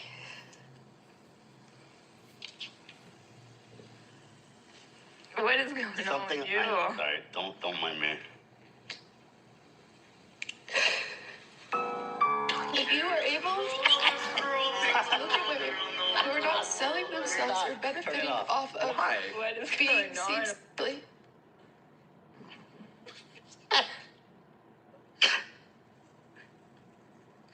You're a monster, dude. You guys are crazy. Why did you do that? She's like milking it for views. That girl. I'm just speechless, dude. Is that K-Cash? Ethan was met with immediate criticism from his How'd own you crew, find me over here? including Sam, who was visibly upset. After a moment passed, he apologized for laughing and claimed that he supported QT amid the ongoing situation. Still, the clip went viral on social media, prompting Ethan to issue a full apology to QT Cinderella. It's weird. Like, I don't know why. Like, obviously, there's something a little bit off about me, right? Mm-hmm. Because I always find myself in these situations where Oh, wow. I'm doing and saying impulsive things that I regret. Ethan wrapped up his apology by offering to get QT in contact with his own legal counsel. If she needs resources, I would love to donate. Even if she's open to that, to fund this kind of thing. I strongly believe that this whole deepfake thing is like super insane. Recently, QT has come under fire for controversial statements made in a stream where she essentially, paraphrasing here, said that it's okay to be friends with people who have very blatantly bad views and bad takes. Her general phrase throughout the stream being, "You can't fight hate with hate," which is generally not always a bad take. But not everyone is in the position to do so or to be around hateful people. You guys can believe what you want to believe, I understand, but you're not allowed to coach me. What's most important to get people to love other people is to love them. Fighting hate with hate will never get anything anywhere. It's like telling someone they suck because they're racist, and these are on so different terms. Like, racist people telling someone they suck because of skin color is obviously worse. But like, all we're doing is telling people they suck. Why are we come on, gotta figure this out. QT making this statement was because she was under fire for streaming with someone who is transphobic. QT claims that she's friends with this streamer because she's helping them. I simply believe that I can coach people into love, and I know that's fucking insane of me to say. To me, I fail to see this logic, or at least I see the other side, that possibly this streamer could be helping QT's career. Numerically, numbers-wise, engagement-wise. QT also offers anecdotes of her stepbrother who's trans and does not talk to her father because her father refuses to use the correct pronouns. But yet, QT still talks to her father. They hang out together and have a relationship. My step. Like, all this about going this far deep into QT, that could have been a whole QT video right there. It shouldn't have even been mixed in here. It's too much, girl. At this point, you're just trying to make the video as long as possible.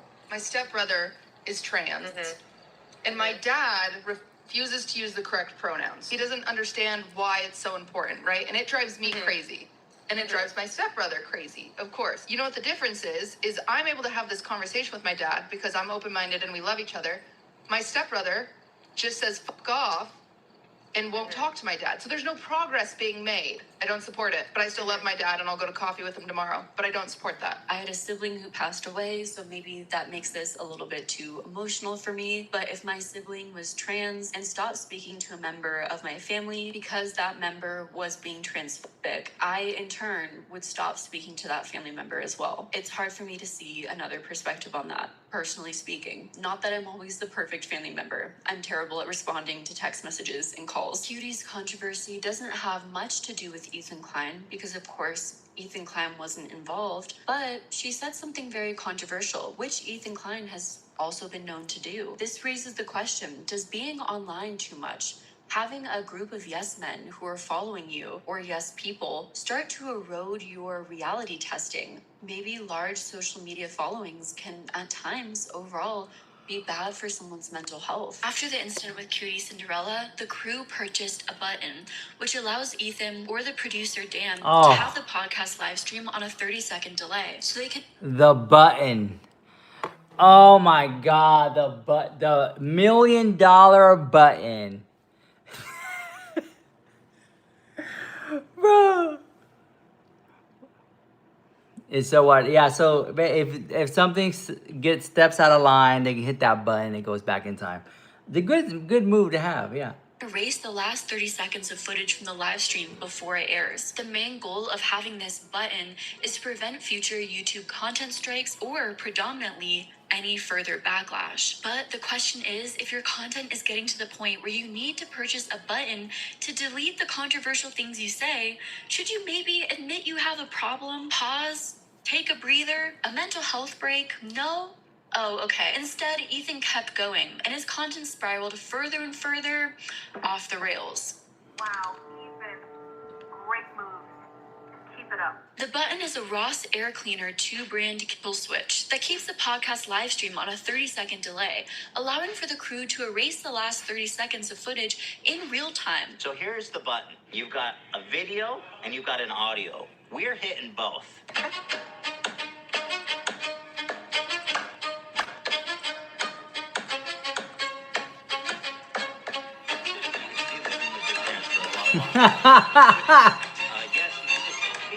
The button cost $20,000 and was purchased in March of 2023. It can be used by Ethan and producer Dan, as mentioned. Every time the button is hit, $20,000 for a damn! I can't get a like to save my life.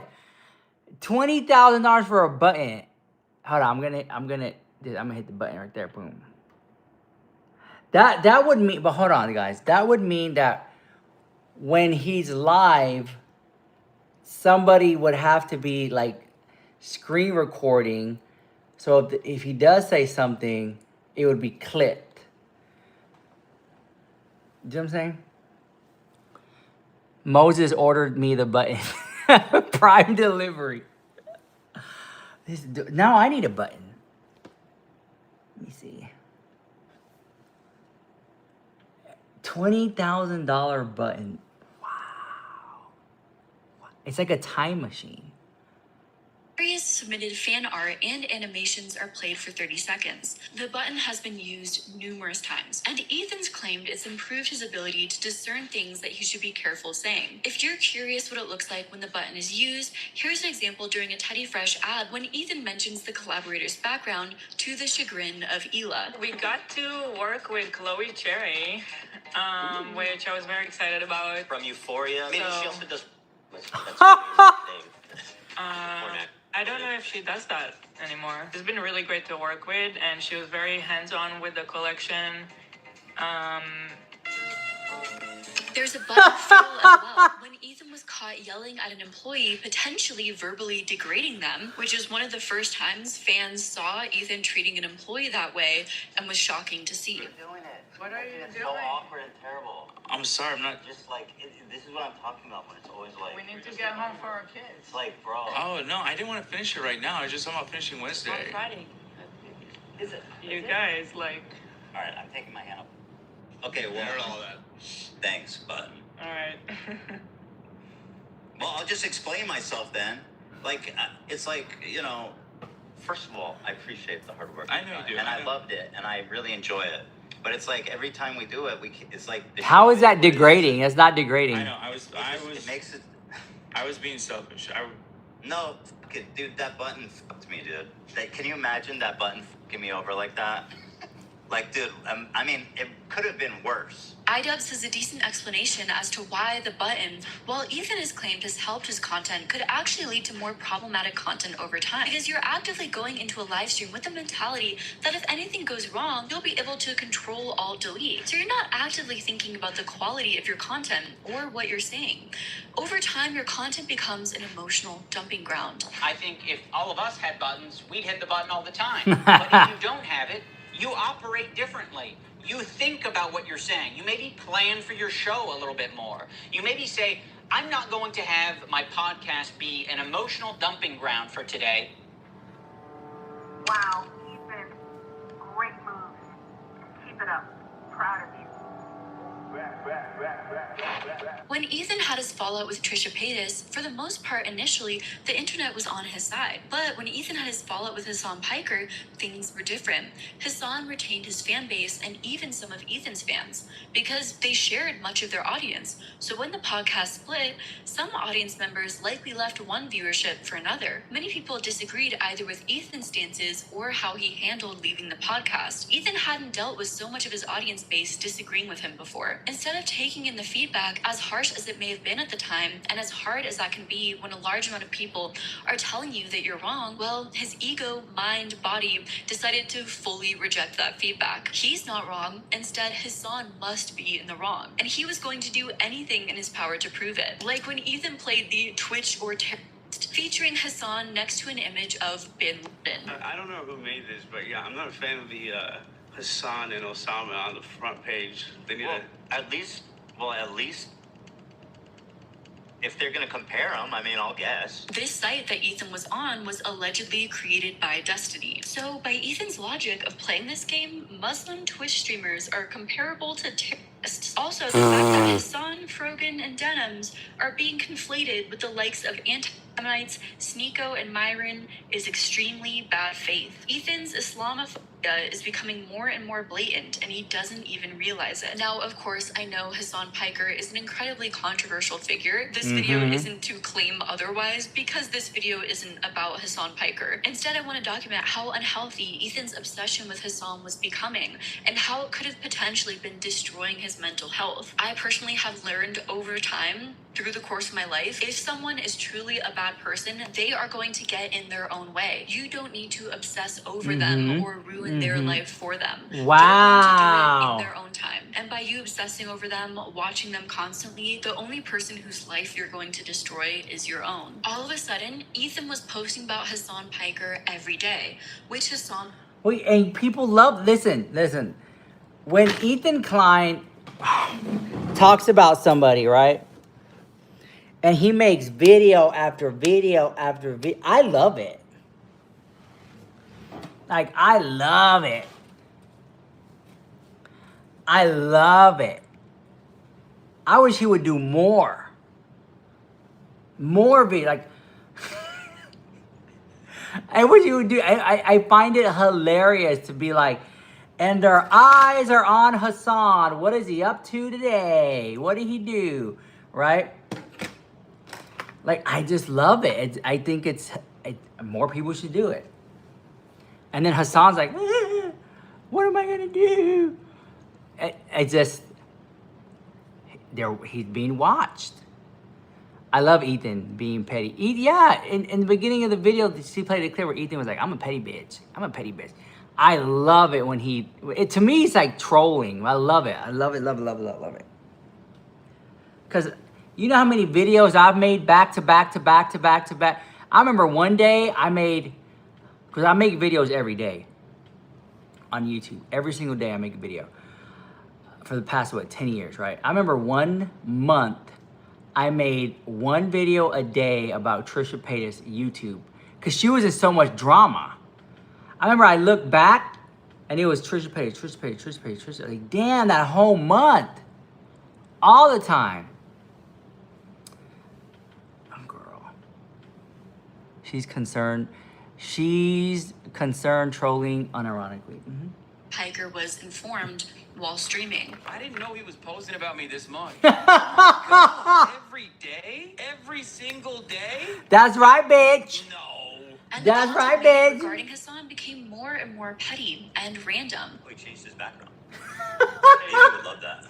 Lights. Hey, Hassan, I hate Oh my god. Oh, he changed his background. It's like when I go to Disney, because when I go to California, I try to go to Disney like a lot. I'm like, I'll literally show up and be like, oh, they moved the trash can. It was on the left-hand side yesterday. Like I'll be vlogging on Instagram story. Hey guys, they moved the trash can to the right-hand side now. It used to be on the left-hand side. Yesterday, I'll be at Disney looking at merch. Oh, this wasn't here yesterday. I love it. And so when he says this, And the content made regarding Hassan became more and more petty and random. We changed his background. I don't think that saying, oh, he changed his background is petty. How is that petty? If you watch somebody, you're gonna, oh, they changed their back. He has budget. Oh, he put a little light in there. Oh, he has a little budget. Okay, you know what I'm saying? Baby would love that. Lights. Hey, Hassan, I looks hate like your a new pet background. store, frankly. Doesn't it? It looks ugly as fuck.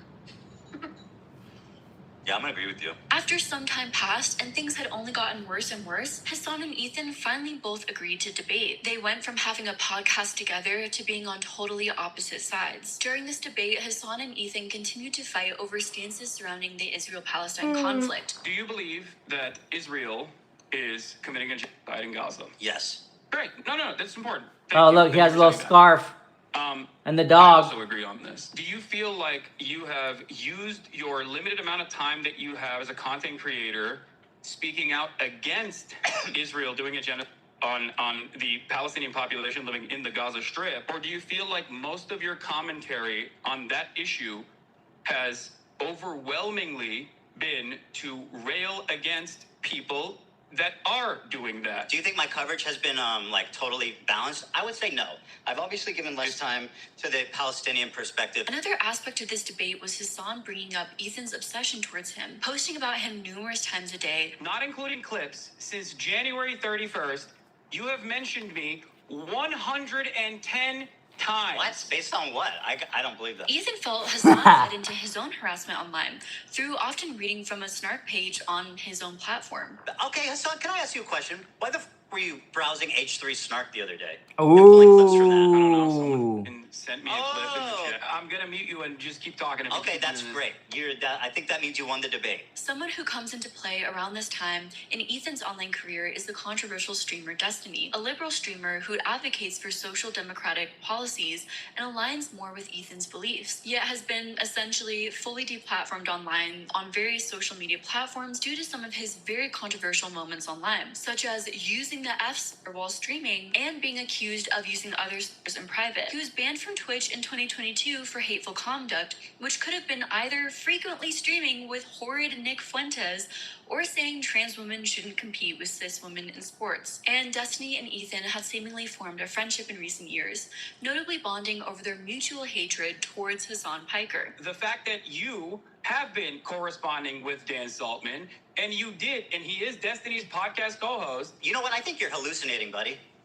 There's even a Reddit post that shows proof that Ethan was being fed clips from Hassan's stream directly from Destiny's Discord server. Like, I agree with you and everything, but it's also important not to like put random crazies. Like, not to give These them are the not time random, dude. No, the these Reddit are not posts random are crazies. random people.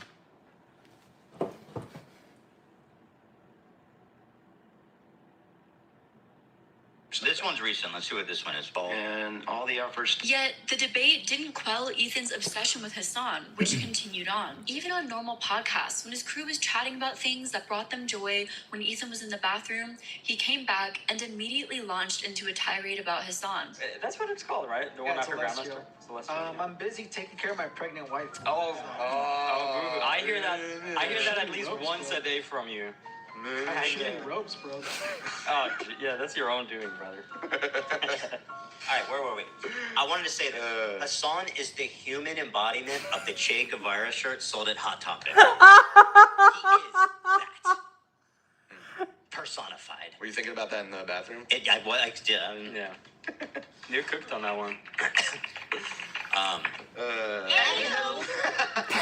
He starts to watch old Leftovers podcasts and makes fun of Hassan agreeing with him in an episode and saying, I started That's what he sounded like. 10 plus years ago. That's what you sound like, Hassan. It's getting a little. It's a little petty. No? Listen how stupid he sounds. I didn't think you sounded like that. Hold on, let me go back more. As an example, because we're all familiar with it. Ethan even went as far as to claim Hassan was essentially a date rapist, which is a very serious claim that should be taken extremely seriously, what? not thrown around on the internet all silly like. He looks like he's at a Jackie Treehorn party. You know, being drunk women. Which surprisingly doesn't seem too far off from what he actually does do. Or has done, at least. Recently, Hassan Piker was embroiled in one of the largest controversies to date in his career, surrounding his dog Kaya and what many deem to be his No, hold on. No, there's been other controversies. on his stream due to the perceived. But all this Hassan drama could have been his own video. Not at the back end of an Ethan Klein takedown piece. She should have made a Hassan video. use of a shot collar. This is a moment of anger for like something that is just so routine, so silly. It's the same reason as to why America, Kaya, please just fucking go, but stop. Shocked his dog. Jesus Christ, what are you doing? You're being such a baby. Because of Ethan and his followers' crusade essentially against Hassan, the H3 subreddit was one of the first to post about the situation and continually post about the situation multiple times through the course of a singular day. In fact, I kind of feel like I was one of the first to find out about the shot collar situation because I was researching for this video as the news broke and happened to be scrolling on the H3 podcast subreddit the moment that the shot collar news was posted. So you're making... right here, she admits she's working on a video. Hold on, guys. Hold on, I got a package at the door. Let me get it. Right here, she admits that she's working on an H3 video and this Hassan news broke and she doesn't put all this away and let me work on a Hassan video. Because that's how big of a deal it was. She does like that. She just told y'all, I'm working on an H3 hit piece. This bigger drama exploded, but I don't care about that. We're going to talk about H3. Like, if this was a Hassan hit piece, she would have made a video last night crying on YouTube. Hold on, let me get my mail. Ethan also immediately took to social media to state his moral stance. His fans, who had seen Hassan as essentially an online villain and an enemy against Ethan ever since the Leftovers divide, had felt almost vindicated after this news had surfaced as well. Many of you guys know that I'm a dog lover, and there are a few things that horrify me more than people that abuse their animals. These are precious creatures that need us, depend on us, and abusing that trust is such a horrible crime. I always found it bizarre how Kaya, who's this young, energetic puppy, stayed in 1 square foot of Hassan's room, right in sight of camera, almost like just a prop in his room. Yeah. Well, now we know why. He's using extreme austerity measures to shock and abuse his animal. Hassan Piker himself claims that the clip, though it really looks like the dog was shocked and that Hassan was messing with something off camera, was not as it appeared, and that Kaya the dog simply got her foot caught in the bed and yelped. The clip looks horrible, and they're like, oh, he was like hitting a button on his desk. I do not have a shock collar for Kaya, as I said yesterday, but it doesn't matter. This is one of Kaya's many collars. This is the one that people are talking about. It has the capacity to vibrate, and that's it. And also, shock collars aren't always that bad. They moved away from the initial conversation, which was that, like, she didn't even have that collar on to begin with. E-collars that have shocking components that feel like a TENS machine, which I've used on myself in the past, because, you know, I'm around dogs that have been trained with that and use it, is not only is it not illegal, but it's also straight up used in the e-fencing for people, and it's used in the training of, like, dogs in general. This doesn't necessarily quell all concerns, like concerns regarding Kaya sitting in one spot for long periods of time. Kaya, please just go. I love her. I think her collar's too tight. Of course, we aren't all privy to Kaya's diet and exercise routine or her specific health needs, but this is a bit besides the point of what I'm wanting to say here. My own point is, Ethan and his fans focus on their enemies and their deep want to prove their enemies wrong. And the question is that mentally healthy? Or is it causing Ethan to be mentally unwell, to have such a deep focus on the downfall of his enemies?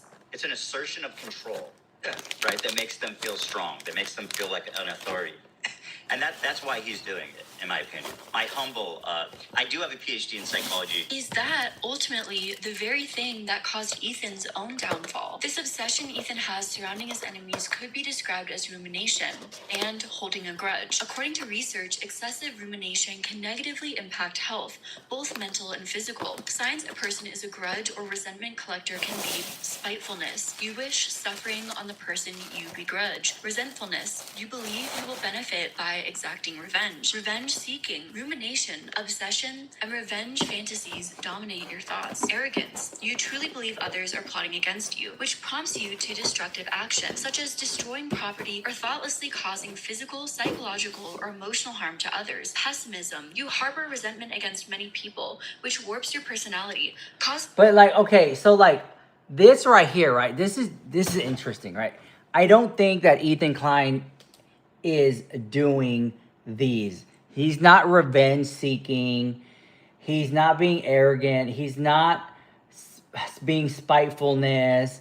He's not being pessimism. He's basically just like, do I have to say it, guys? It's, oh my God. It's like, oh, you talk shit about me? All right, well, standing on his ground.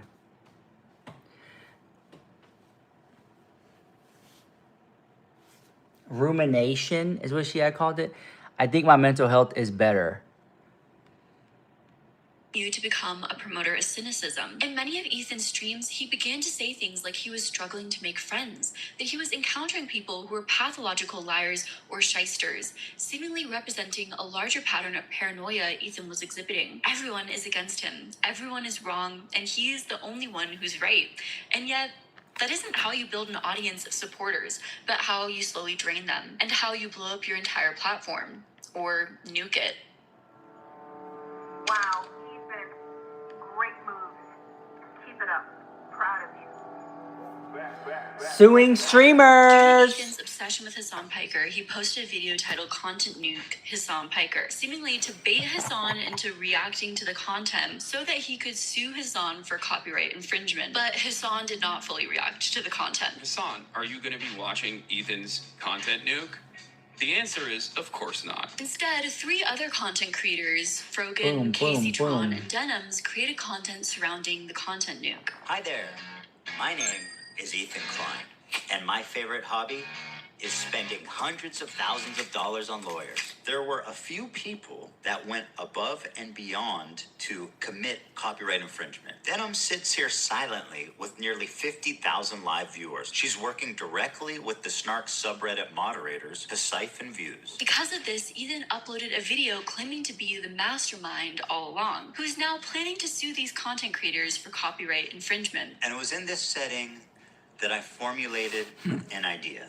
What if I could make a long-form, irresistible piece of content that I knew that these streamers couldn't resist, they couldn't avoid the temptation of watching it the second it was published. There's one thing about copyright you should know is that you got to register it before you publish to be eligible for statutory damages and attorney's fees, which is the main biting force of a copyright infringement lawsuit. Well, I'm happy to tell you guys now, I, Ethan Klein, have registered Hassan Piker Content Nuke with the United States Library of Congress. No. Some of you guys out there sweating. This is a blatant 180 from the Ethan of the past, who fought for creator rights and for fair use. Additionally, the content nuke attempts to get further revenge on Frogan, the Muslim woman who called out Ethan for unfollowing her for being Free Palestine, and does so by using doctored information gathered from the Destiny subreddit. This is a totally fake image. She was not nominated this year. And when I did a bit of research, I did a reverse image search, I find out this fake image came from Destiny's subreddit a few months ago. There's like a very niche post. Well, I think I'm done. After the content nuke, it's been made quite clear who Ethan is and always was. He grifted the left until his own bigotry, ignorance, and ego took over. This man is a full-blown right-wing influencer. Something did switch. Ethan went from being an advocate for fair use to suing other creators over copyright infringement and creating essentially a content trap so he'd be able to do so. Everything changed, and one of Ethan's longest friends on the platform came out against Ethan as well. Wow, Ethan, great moves. Keep it up. Proud of you. Content cop. Throughout a large portion of Ethan's career, one of his closest friends was the content creator iDubbbz. Yet recently, due to their differences in opinions, iDubbbz released a content expose on Ethan under his infamous format titled Content Cop. Your old friend iDubbbz just released a video. Yeah. It's about you. No, it's not. Yes, it is. Oh my God. That is the... No, it can't be. Well, It actually can't be. Holy dude. it sure is. Oh my God. Holy From a quick scrub through it, I think, well, it's gonna be a little spicy. Oh my God. Like what? Like what? Why? What did I do to like what? Like honestly, like Ethan Klein literally is like, girl, at this point, what is there to talk about? What is there to expose about me? It's already been out there, you know? And when I saw that clip and I saw that Hassan was in it and all these other people, I was like, wow. Y'all really all got together. Sneaky snakes. Here we go. Kind of like, bro, what kind of cowardly bullshit is this? Like, we have one disagreement where I get upset because you guys aren't defending me publicly after everything I've done to support you guys, and like you bring on people who are denims and Frogan, who did a anti-Semitic tier list, and you're platforming them? I didn't plan on making a content cop on H3. It sounds very stupid even saying that. H3, content cop. The thing is, iDubbbz has also lost a big portion of his original fan base, in a similar style to Ethan, the two being mirrors of each other. iDubbbz was known for being an edgy content creator who garnered a certain fan base because of that. To come out with a content cop that went against much of those original content styles and platformed many creators that his original fan base disagreed with meant his video received a ton of dislikes. Consider the... Oh my God. Brother. Damn, look at all them dislikes. Dislikes? Chat, that's tough. What? Content creators like Keemstar, Destiny, and XQC all took to their respective platforms to defend Ethan Klein after the content cop, which is very different from their interactions of the past when it comes to Ethan Klein. Ethan Klein and more than Ethan Klein, the H3H3 podcast, that entire show has been supporting and platforming and getting behind Creator Clash, iDubbbz and Anissa for years, and everybody knows it. So I actually see where Ethan's coming from. It's just sad that Ethan is now under attack by like the entire world of online politics slop because he, I guess, doesn't repeat the pro-Pally talking points verbatim. So now he's going to be, I guess, a pro-genocidal insane person. Oh, hell no! Anyone? Just, brother, oh no, oh no, oh no, oh no, oh no. Bro, content cop, and he picks the people that are the most content combo of all time. Ethan also defended himself. He convinced his audience that the reason that I'm mad, that I'm lashing out, simply because I'm a raving lunatic. I am crashing out. I'm just crazy and harassing his friends for no reason. And by the way, to my good friend Ian of 8 years, I really appreciate you weaponizing my mental health against me. To make Ethan crash out. He's having a parasocial weird crash out. People can have crash out moments. Maybe if Ethan's able to get some help. Someone who I've confided in over the years with my struggles with it, who understands what I've been through, for him to throw that in my face, to characterize anything I'm doing as crashing out, that I need help, that I need to get some kind of treatment, is cruel and pathetic on a level I didn't think he would ever be possible of doing. To be fair, I definitely think iDubbbz's approach, claiming to be a concerned friend who recently learned the concept of empathy, while dancing around in a goofy way and sort of teasing Ethan Klein, it definitely sends mixed messaging. Like I said earlier, in some ways, Ethan and Ian are kind of mirrors of one another. I think only in these past couple of years have I gained the ability empathy, and I'm very ashamed to admit that. It sounds really pathetic to say at the age of 32 I've acquired empathy, but I have, and I've realized it. Ethan was clearly hurt by Ian, iDubbbz, making Wow. this video. He continued to make content about Ian, iDubbbz, and his wife Anissa, like in one uncomfortable clip where he thinks it's worth flexing on them. Ian and Anissa, they love watching my pocket. And it's like, you're mad that you live in your mom's basement. And when you see this watch, like this, it upsets you. You know why? And it doesn't make me better. It in no way makes me better. It doesn't, right? And I don't think it's cool or makes me better. The only reason I'm showing you this, Anissa, is because I know it upsets you. It's to remind you of the abject failure that you guys are. Show the watch. Of potential that you had. You were successful, you had money, and you lost it. Ethan has also made a lot of comments about Ian's wife, Anissa, who, it at least appears publicly, doesn't seem to be doing anything particular to provoke Ethan to be making such regular commentary on her, besides just strongly disagreeing with him. But it's clear that what Ethan disliked most of all about Ian's content cop was him associating with content creators who Ethan saw as the main reason for a hate campaign against him, who he thought were out to get him, and even behind CPS being called on his family and children, which we will get to. A few weeks ago, Child Protective Services showed up to our house at 6 a.m. to interrogate us about an anonymous tip they got that our kids were crawling around and eating dog catching diseases. Ian spends the majority of his video characterizing me She's just, raving bro. lunatic who's lashing out. The girl's just talking out of her ass.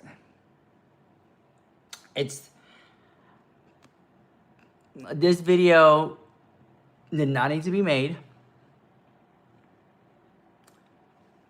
There were other videos she could have made.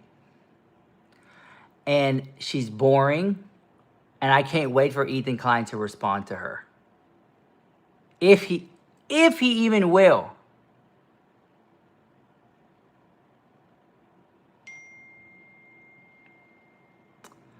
And then coming off, right, you saw the clip where Ethan's working, and then they're like, oh, iDubbbz made a video about you. He's like, no way, no he didn't. And to see that, you know, it's like, oh, wow.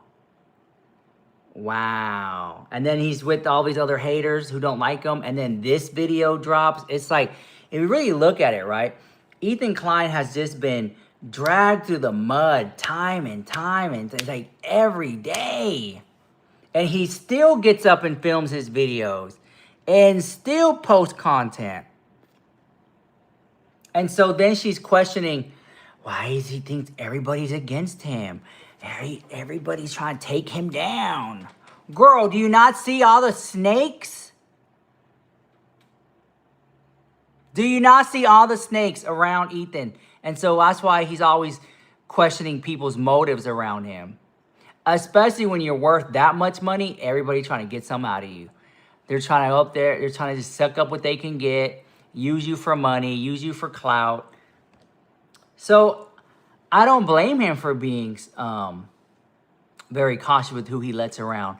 I don't blame him for him making videos exposing their asses when they burn them. At everyone around me with zero provocation. Now, why am I mad at Ian for this? Well, let's start here. Denims is someone he's accusing me of in his video of harassing. Let's see what Denims said about my children 3 days before CPS was It's a called. pile on. His dogs shit all over his mansion, and he just leaves the shit on the floor. Something that is probably related to the fact that his former housekeeper. And then there she goes. Is that So I would. Empanada guy? Empanada, whatever. And then the fact that she even apologized to him, like, what? This guy's on the run. Assume he doesn't actually have a housekeeper anymore, or perhaps he lost his extra housekeeper. So now the house is just like covered in dog shit. The thing is, throughout Ethan's career, there have always been an enemy out to get him, and an audience of yes people to validate his beliefs. But what happens when Ethan's enemies are small and powerless in comparison to him? Wouldn't that essentially make him the villain? Wow, Ethan, great moves. Keep it up. Proud of you.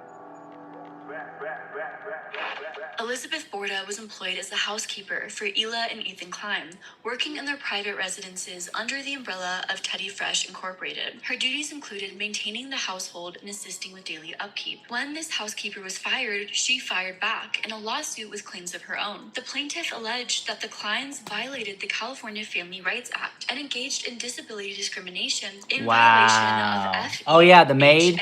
or Fair Employment and Housing Act, and failed to take reasonable steps to prevent discrimination, among other things. Elizabeth Borda claimed that the Kleins denied her time off after she received a hernia surgery. Ethan has denied these allegations publicly and brought the private matter to his public platform, putting a private person under fire to his tons of fans. Failing to engage in an interactive process. Wah!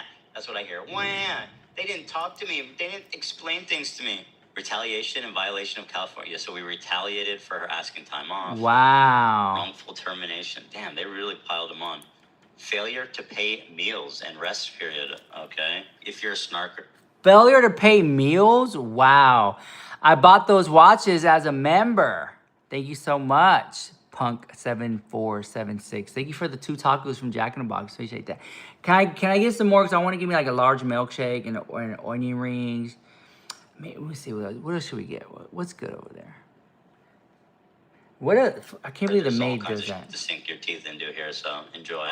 Ethan claimed that the housekeeper was rude to his children's nanny, which is why they fired her. Our former housekeeper was fired for being horrifically rude to our boy's nanny, constantly calling her fat and asking when she gained all the weight. I gave her so many warnings, hoping she would just stop, but she didn't.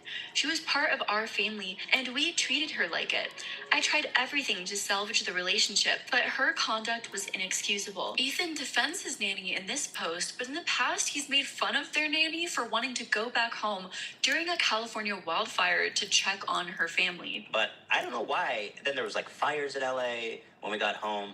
We had like a babysitter who was with Theodore, and she had to leave abruptly because she thought her family was burning alive. Excuse me, Mr. Klein. Oh, my family. What is this? In the fire zone, and nobody answered. And my whole family, I died, and I drive home, okay? She's rocking back and forth. And I was like, fuck. They really are delirious. Then I'm stuck with the baby. This lawsuit seems to be still ongoing. After the housekeeper was fired, Ethan made a discriminatory comment on the podcast about hiring someone with chronic illness and how terrible that is. Dude, imagine if you hired this guy.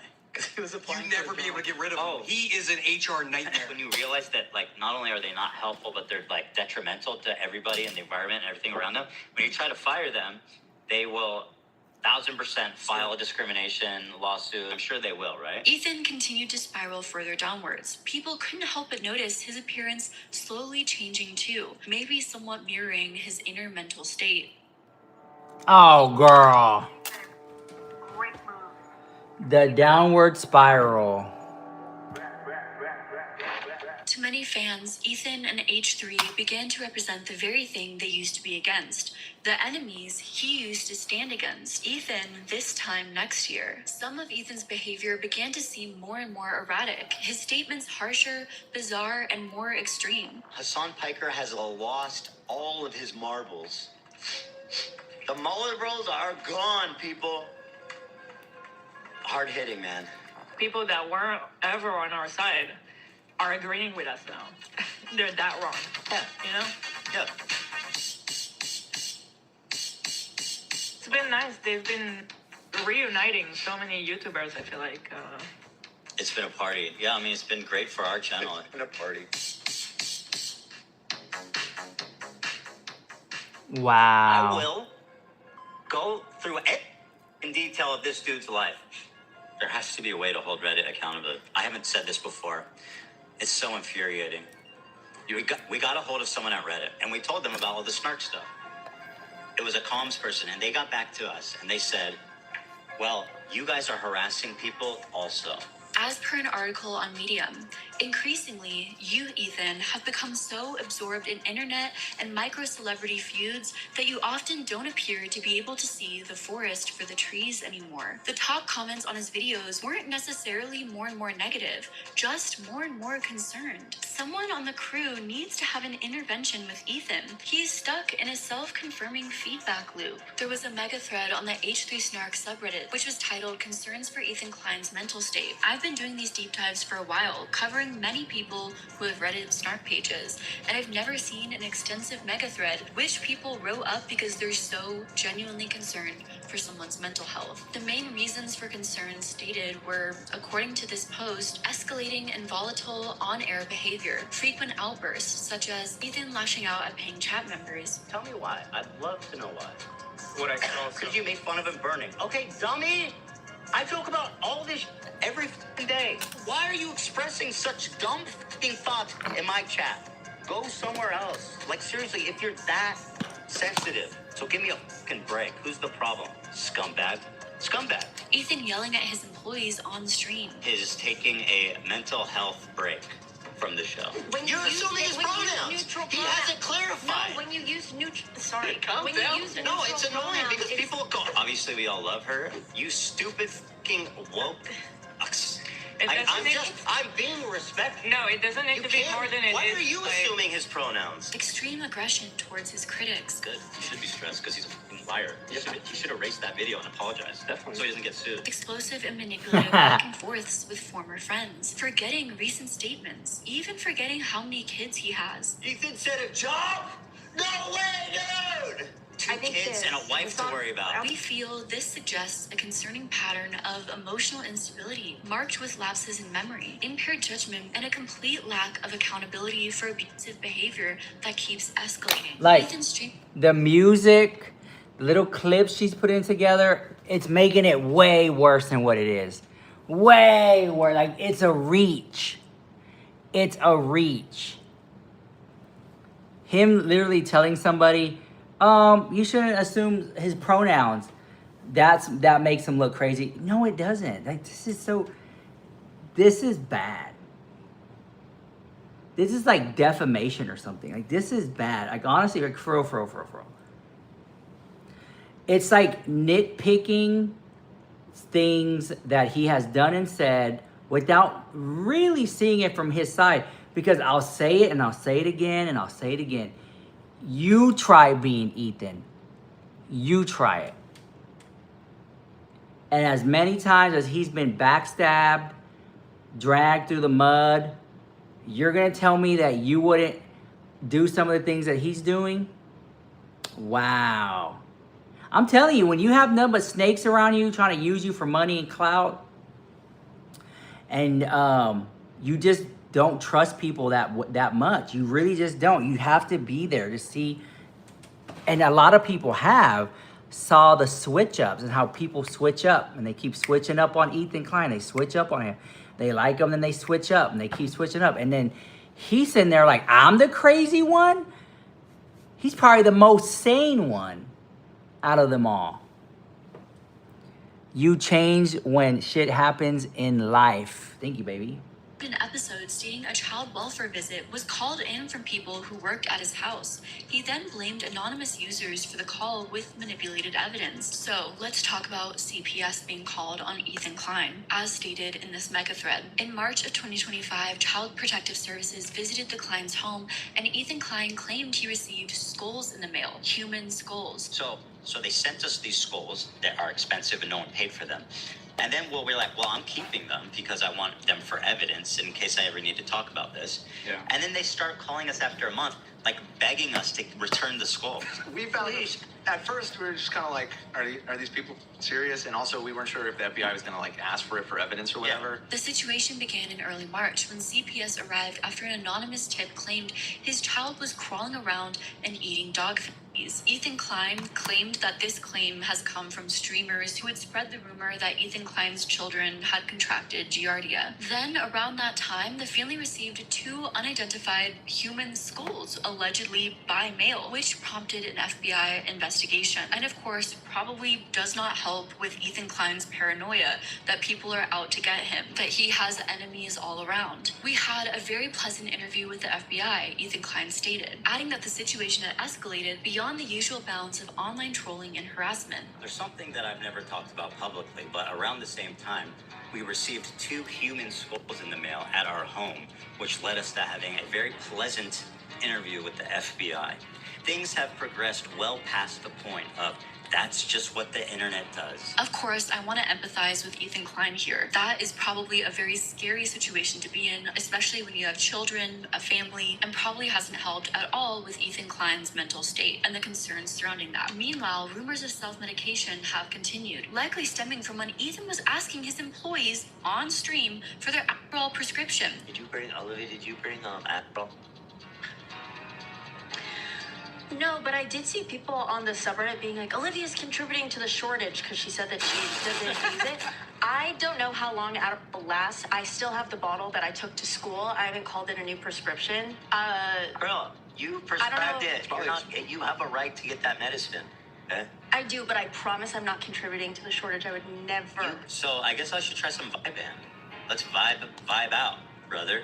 Hell yeah. Or you could give me some of your, I could take some of your prescription. Yeah, I got you. It's a vibe right now.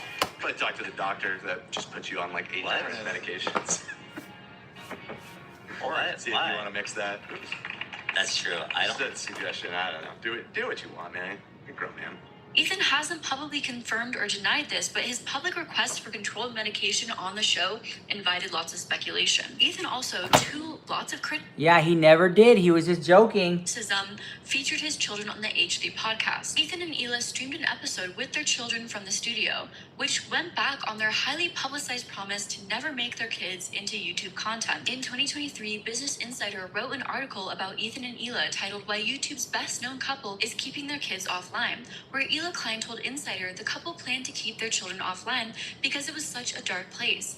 It's also hard for me not to share because they're so cute, Hila Klein said. I feel like I want to show them, but it's a choice that we made. We want to keep it private for them, and I think it's the responsible choice. Their audience often applauded them for their responsible choice in how they approached involving their children in their content, which was largely leaving them out of it. Yet by 2025, it seems like that has suddenly changed. Bringing minors into such a highly visible and high-stress environment can be extremely unsafe, especially when an ongoing CPS investigation is happening. While it seems that the subreddit has remained fairly empathetic, Ethan's been convinced that they're essentially a hate page out to get him, feeding once again further and further into the ideas of me versus the world, rumination and paranoia. It's not, bro. Ethan's threats to It's not rumination and paranoia. It's Stop. gotten insane. Yeah, it's gotten insane. I can't wait till I find out who the snarkers are. It's not rumination and paranoia. It's more like not trusting fake snakes, bro. Oh my God.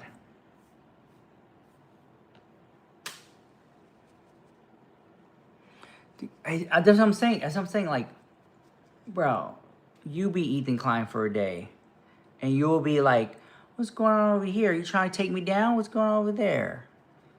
Do you come with good intentions?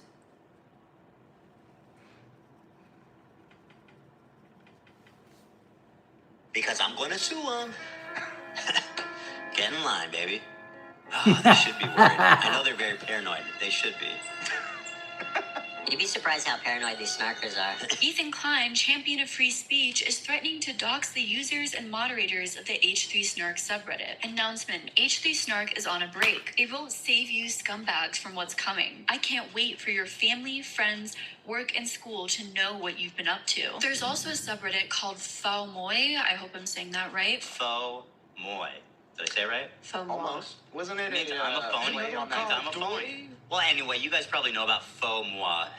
Which I hadn't heard of since this video, to be honest, that Ethan literally calls a Nazi forum, even though it seems to be a tea or drama subreddit. And this is where it seems the mental health state of Ethan Klein is highlighted, as everyone is out to get him in the most extreme and hateful ways in the mind of Ethan Klein. Read the comments on this post, and you couldn't tell me the difference between them and a forum. The Falmoy post just says, Ela Klein, who's a big fan of Yoav Galan and whose husband literally uses the N-word, is stunned to learn an artist doesn't want to be associated with her company. Yet Ethan has once again been accused of being a hypocrite, because while he'll publicly go on tirades accusing accounts of being anti-Semitic or simply for being against him, his top 5 Spotify was Kanye West, and he didn't see a single issue or contradiction about that. Here's my top 5 artists. Well, because some people can distinguish the difference between the artist and the art. It's like most people, they call Michael Jackson a pedo, right? But they still love his music. So they can distinguish the artist from the art. And there's some people who can't. They just refuse to play his music all the way around.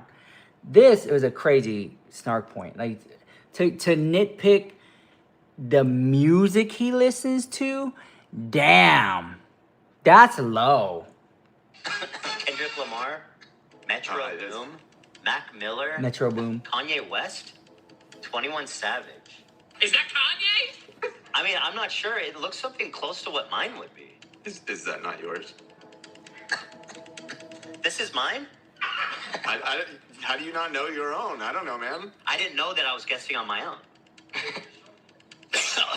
Kanye West, that's embarrassing. I do like his, I mean, guilty. That's insanely embarrassing. That's really interesting. Ethan Klein lives by one rule. Rules for thee, but not for me. Ethan Klein then escalated the situation by going live on YouTube, where he launched into a tirade against multiple subreddits, including Falmoy, claiming that he was being mass gaslighted, and declaring, I've never seen anyone She's twisting in everything. the history of the internet Like, be harassed more like than a this. twist, like a pretzel. The amount of harassment that me and Hila have been receiving is unlike any. I don't think I've ever seen anyone in the history of the internet being harassed like this. I'm gonna say that. And that's. That could be true. Just give me an example. When have you seen this? Every fucking day. Chris Chan? Ethan Klein also issued veiled threats during the live stream, saying a lot of these people think they're safe, but they'll soon find out they're not. He urged his followers to stand back and stand by, because there's something in the works that I just can't wait for. In Ethan Klein's mind, he's being targeted in ways that internet influencers have never been targeted before. Just him. This is from YouTube Drama. H3 is pursuing legal action against Reddit group H3 Snark, which is just a insane, outright freakish lie. 7,000 points. The people that looked into this have no clue what they're talking about. And I will get into this soon. So just stand back and stand by. There we go. But what they're referring to is just a DMCA. Like one of their posts of like the hundreds, if not thousands, got DMCA'd. And so the story is that I'm trying to sue them and silence free speech because one post of 1,000 got DMCA'd. I'm still surprised by the level of sickness that these people have exhibited and the coordinated effort and like this wide-reaching campaign. Many people started wondering, how can anyone work in an environment with a boss like this? More and more former employees started to leave the H3 podcast as things started to spiral out of control. And Ethan seems incapable of listening to outside voices or blatantly argues with employees while live. If this is happening publicly, imagine what's happening behind the scenes. For example, Ethan argues with employees over political violence. Name a communist leader that hasn't killed thousands of people. I'll wait. Name a U.S. president that hasn't killed thousands of people. I'll wait. I mean, I'll wait. Hold on. I'm waiting. That is the saddest fucking whataboutism bullshit. Communism is like a uniquely fucking heinous, deadly. Like, you could, first of all, there's more presidents than communist leaders. I mean, I don't know. Now he's a bad guy I'm now. sure there's a long list of presidents that haven't killed thousands of people. A long list. U.S. presidents? Yeah. No, there isn't. Okay. All right, let's see. I mean, and like communists are like doing genocides on their own people, killing like millions of people. Like that comparison is so fucking lame, bro. I don't know why you gotta run defense for these fucking despots. Ethan argues with a Ukrainian employee who's in Canada over his comments that he made about Canada. I'm just the one that I hate. I'm tired of being joke policed. I'm tired of it. Yeah. It's not that fucking serious. Listen, yeah, Seriously, I agree. just leave me alone. Like, I'm tired of being joke policed about every fucking stupid thing. It's not that serious. I agree. I have to agree. Joke police. He's being joke. Bro. I wasn't here though. I didn't hear it, but I have to agree that it doesn't sound that serious. I'm not defending this position for the sake of like, this is my take. I'm just trying to explain you what other people feel. That's all. Like, I don't feel offended by you joking about the 51st state, but I feel like a lot of people are. I feel like people can be offended by all different types of things, and that's fine. People are entitled to their feelings. But at the end of the day, I have to be the judge of what I'm saying as being serious or not. And sometimes I say stuff that's offensive and it's too far, and I acknowledge that, and I take it back, or I walk it back, or I stop doing it. This is a harmless joke. Yeah. Ethan argued with an employee named Olivia over a person's pronouns. You guys are so dumb and pathetic in the chat. Literally wait till he comes out and says, like, you can call me he. Like, literally wait till he says my pronoun's he. You stupid f***ing woke. I'm being respectful. No, it doesn't need to be more than it is. Why are you assuming his pronouns? Well, it's not when You're assuming his pronouns. My pronouns are pay me. No, what? Ooh, I have to put in a highlighter. He hasn't clarified. No, when you use neutral, sorry. Calm when down. You use No, it's annoying because people come. The most By the way, He's laughing. people in the chat who are like, "Oh, Ethan is L being like transphobic." It's like you are presuming his pronouns. And by the way, why are you being so militant about it? How does that help anybody? I'm obviously being respectful, and I'm waiting for him to clarify. Like, you guys are wrong. What's that guy's name right here? I forgot his name. Is it Tom? Anyone know? Those are my pronouns now too. Yeah, my pronouns are pay me. Tom. What's the last name though? It's not just, it's Tom something. Tom Ward. There you go, Tom Ward. Okay, bet. Great guy. I did an interview with him. If you ever want other people outside of your bubble to ever be respectful and take like trans people and non-binary people seriously, you have to stop being so pathetically ridiculous when people are trying in good faith to make an effort and be respectful. There was a time where it seemed like Ethan almost called his employee Nate a B word. There's an existing lie counter. Why does it lie? Just because there's a lie counter doesn't mean I'm a liar. It just means that Nate's a little nitpicker. He's a insolent employee. He's insolent. Dude, we told you a million times to stop, Nate. During a podcast, when Ethan is calling a woman a B word, Ela suggests it's probably not a good idea for him to continually use that word, and he kind of shuts her down. This is so, I'm sorry, again, I hate that. This is intolerable. You are such a nasty. I don't know if you can call her a bitch though. She is a bitch. What do you have. I'm curious, what do Lena and Sam think about it when I? Bro, you see that? It's just like a natural reaction. Like, she's a bitch. I don't think you should call her a bitch. She is a bitch. Like, dude, this is comedy, bro. Oh my God. That's just how I see it, guys. If you don't see it that way, I understand, right? It's just a difference of opinion, different viewpoints. I just find it to be hilarious. This, not because, I don't even know who they're talking about. The scene itself was hilarious. I'm a woman and I approve. So I just find it hilarious. Can I just watch it again? Like, hold on. Kind of shuts her down. This is so, I'm sorry, again, I hate that. This is intolerable. You are such a nasty. I don't know if you can call her a bitch though. She is a bitch. What do See you next Tuesday. Listen, I'm curious, what do Lena and Sam think about it when if you see a guy, an annoying guy that disagrees with you or something, and then he calls you a bitch, it's kind of like.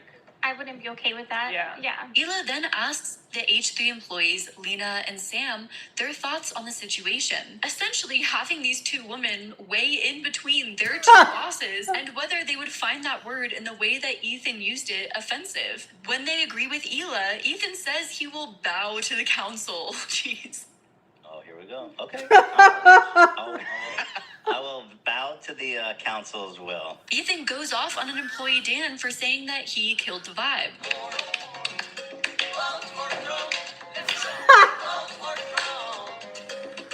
What's going on, guys? What happened? Everybody's Kill the mood, bro, with your antics. How the fuck did I kill the mood? Bruh.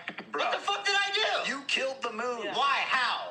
But with your calling Phil and bringing up That was fucking awesome. It was fine. How did calling Phil ruin the mood? What's happening? What am I doing? What is this world we're living in? What's happening right now? Tell me how. I told you. Tell me how. Because I don't understand how. Olivia seems extremely uncomfortable in one podcast episode during a live stream over conversations surrounding SA. Okay, let me just finish my point before you all make it Oh, seem like yeah. I'm crazy for saying something. When he called into the I thought that was so funny. He's at home calling into the calling into the show. But to Ethan's defense, right? When you're not there in the studio, you really can't read the room. You know what I'm saying? So I don't think she committed a crime or anything, but she was very pushy with something that I perceived as to be sexually suggestive. And if that was opposite genders, you would all be freaking out right now. Bye-bye. Say bye now. Bye-bye. Oh, yeah.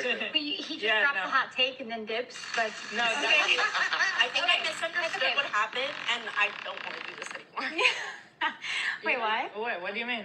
I don't know the moment he's referencing. Yeah, that's why I'm like, why he dipped? Let's talk more about this. It seems like in this situation, Ethan kind of throws his employees into the line of fire, especially since Olivia had spoken about her past regarding SA and how that was a sensitive topic for her. Employee Sam left in the summer of 2024, which most people feel was right before things fully went off the rails. I'm just going to say it. You want to say it, Sam? Or should I say it? You can say it. It's fine.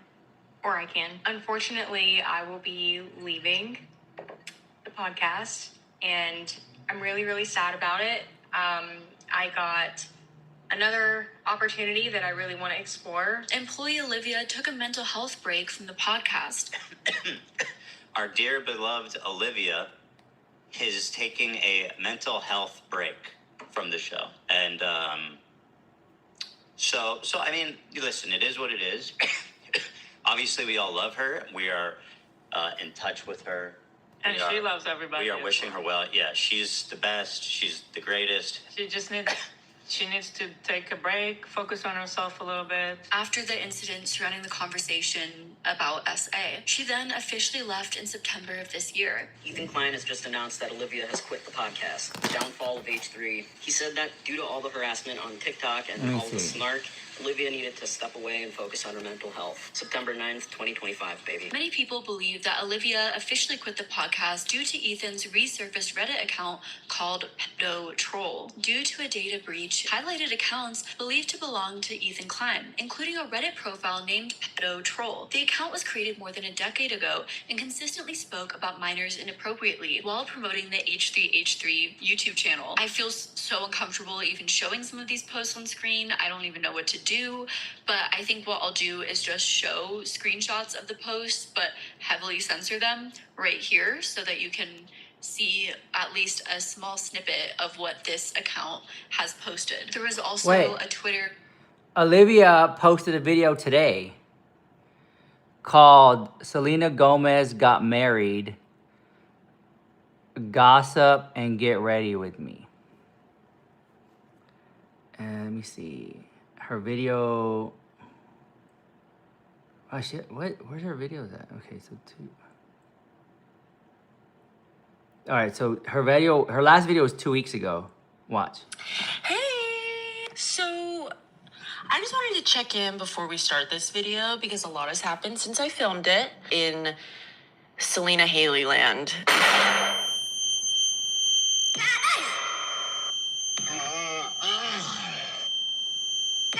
Before we dive into this video that I made, which I'm so excited for you to see, I want you to know that this Olivia, she knows about it.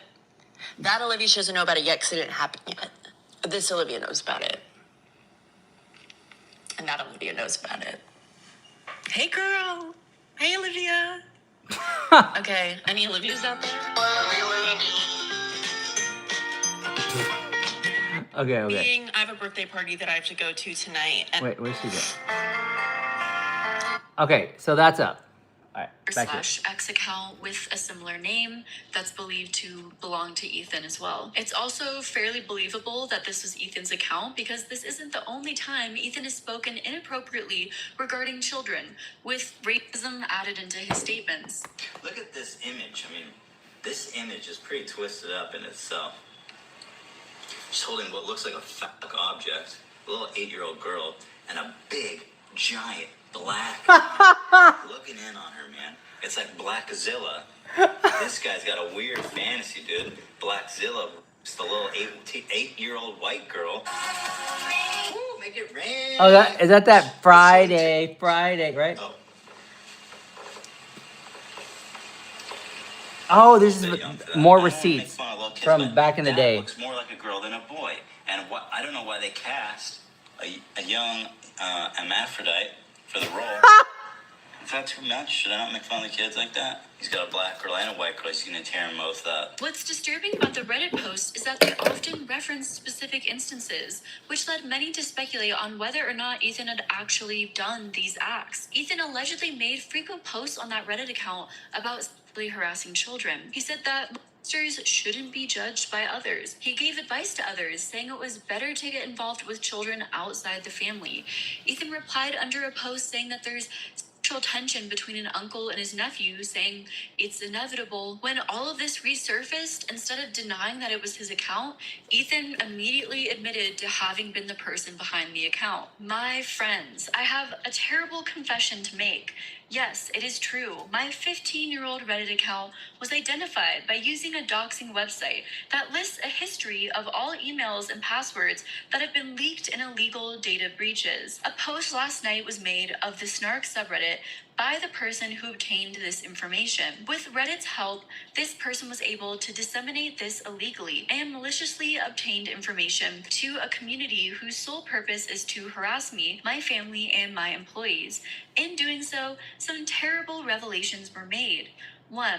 Yes, my account username Pet Patrol made a few bizarre and edgy attempts at being funny. It was common on Reddit 15 years ago to create a thematically named troll account to post silly things from.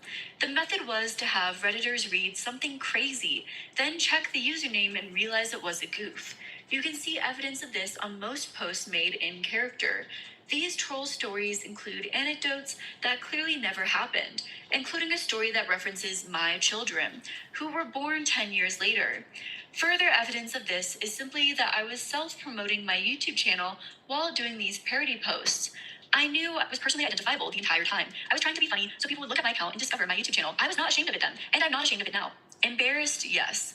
On par with cringing at my old YouTube videos. 2. Yes, there are a few posts of me being a Zionist Jewish supremacist, which includes me mostly arguing with someone called Israel Germany. In totality, about 95% of the posts were about StarCraft 2 or self-promoting my YouTube channel. I have nothing to hide and nothing to apologize for. And remember, folks, joking about is not the same as having it on your computer. That being said, Ethan accuses a lot of people of being pedophiles and makes a lot of jokes about pedophiles. Ela dresses kind of childlike with a little teddy bear for her Oh fashion my god. brand. I find all of that interesting. It reminds me of when I was really young. Is she trying to say they're pedos? Oh, hell nah. Wait, hold on. Jokes about Ela dresses kind of childlike. That's with a little reach. Teddy bear for That's a reach. That's a reach. For her to say, Ethan Klein jokes about pedos and Hila Klein dresses childlike. What? What? And now, mind you, that's one of my favorite collections that Teddy Fresh has ever done. Hold on, let me just go back. Accuses all to hide and nothing to apologize for. And remember, folks, joking about is not the same as having it on your computer. That being said, Ethan accuses a lot of people of being pedophiles and makes a lot of jokes about pedophiles. Ela dresses kind of childlike with a little teddy bear for her fashion brand. I find all of that interesting. It reminds me of when I was really young and naive and had people who I thought were guy friends that would make a lot of sexual jokes towards me. And then they would kind of nudge me and say, it's just a joke. We're just joking around. And then I would always be shocked and disappointed when some time would pass and they would try to make a pass at me. Over time, when I became less naive, I realized that those jokes weren't really jokes at all, that they actually meant what they said the entire time. him. Ethan's old account has since been banned on Reddit. Wow, Ethan. Great. So, okay. Ethan Klein, right? He embodies internet culture. Like he does. The internet loves cats. You don't, and one thing, let me say, the one thing the internet does not like, they don't like when you harm animals. They don't like pedos. Okay? And you don't mess with the kids. Ethan Klein embodies the internet. Joking about pedos, lolcows, making fun of people, using people for laughs. That's all part of internet culture, right? Don't come for animals or cats, especially. And so it's almost like she is looking down at Ethan's content from like a pedestal, or like I'm holier than thou or something. And it's like, you just don't get it. And I understand that times have changed and some of the jokes aren't funny and stuff like that, right? But like, she just doesn't get some of the humor. And because I'm not shocked by it. Like, I sat through this whole thing, 3 hours of my life. I only made $14 being up on here for 3 hours. Probably 4, because I was giving commentary. 4 hours, right? It's like some of the stuff that Ethan Klein said, I just found funny. And if you're gonna fault me for finding something funny, then fault me for it, unsubscribe, cancel me, because I just found some of the stuff funny. I really got to see, my takeaway from this is I got to see how many snakes came around Ethan Klein, how many people try to use him for clout, how many times people burn him, and then when he defends himself, he's the crazy one. That's what I'm getting out of this video. And you're gonna wrap it up at the end of the video, and you're gonna say, oh, well, he makes fun of pedos and his wife likes child's clothing. That is just like, wow. Wow. Put this down here. The end, or is it? Here we go, the last chapter, guys. Keep it up. Proud of you. And for many, the image that they had of Ethan, a justice vigilante for content creators, an advocate, a fun friend to hang out with in a podcast, had completely shattered with no chance of ever repairing. So where does Ethan go from here? Now that his image is shattered, he may try to do some endeavors offline, like when Ethan won an internet celebrity poker tournament against Tana Mojo, though he apparently got kicked out of the announcer booth for being a brand liability. They banned me from the announcer booth. Can you believe that? They said I'm a liability. Why? How so? I guess the last time I was in there, some of the sponsors complained that I was too crass. I got that call. Yeah, what did they say? What did they tell you? Yeah, some of the sponsors didn't like you in the booth. You ruined it for all of us. Yep. Ethan is made an Wait, hold on. So they're gonna say that about Ethan Klein, but Trisha Paytas, who in my opinion has done far more worse, gets sponsorships with Arby's and on Netflix, like what, and Broadway shows, that mind blows me. I keep telling you guys, I keep telling it to you. I keep telling it to you. Girl, what do you mean I'm back? I post videos every day on YouTube. Tana has lots of bad shit too. And she just got a sponsorship with Tarte Cosmetics, a $1 billion brand. apology on TikTok, mainly for the ways in which he casually talked about everything taking place in Israel, Palestine, which many thought was too late. Essentially, the consensus of comments was his pockets must be hurting now. I came back to TikTok to defend myself against wild accusations, but I also came back because I want to apologize for things that I genuinely got wrong. For example, I'm planning to go to Israel in June with my parents, and I'm actually really excited to go there. I want to show you guys how beautiful, how multicultural, how like free it feels for people, or just, it's a beautiful place. It is. It's one of the most diverse places I've ever been. looking back, I definitely feel ashamed for the way I spoke about Israel with such levity at the time that a genocide was happening. I completely understand why people could watch this clip and judge me harshly for it. I want to apologize to anyone in the Palestinian diaspora or anybody that's been affected by this war that felt that I was trivializing the suffering, the horror that you've gone through. And for that, I deeply am sorry, and I'm ashamed of this clip. For now, Ethan is still making content, searching for an audience who aligns with him, but no self-reflection seems to be being done. He may spiral further and further into his own isolated echo chamber until he does something that crosses such a major line that he's banned on YouTube. Employees are leaving left and right. An empire is crumbling. A legacy that was once so loved and so well regarded is left in shambles. All because Ethan and Hila refuse to listen to outside voices. And now it may be too late. And that's all for today's video. Thank you so much for watching. Damn. And I hope I was able to do this story justice. Well, I don't think you did.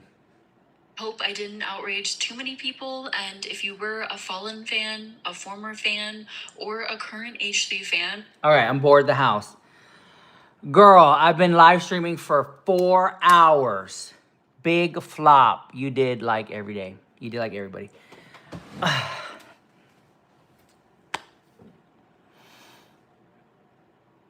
So this stream is divided into 2 segments. The beginning of the stream is already up. It was like an hour and it got cut off, and I had to restart the stream for the second part. So you'll see part 1 and part 2. It's so interesting that she says she has no self-reflection, because I feel like this is one of the main traits he has that the other internet personalities don't. Yep. I'm only not much for cancel culture, but cancel her. She made a 3-hour video on this. Her life can't be that boring. Okay, guys, listen. I'm going to end the live stream. Check out my YouTube channel with my other video, because I made a video about her yesterday. I think I called it, what's the name? The End, whatever this girl's name is. Cruel World, Happy Mind, Exposed, or something like that.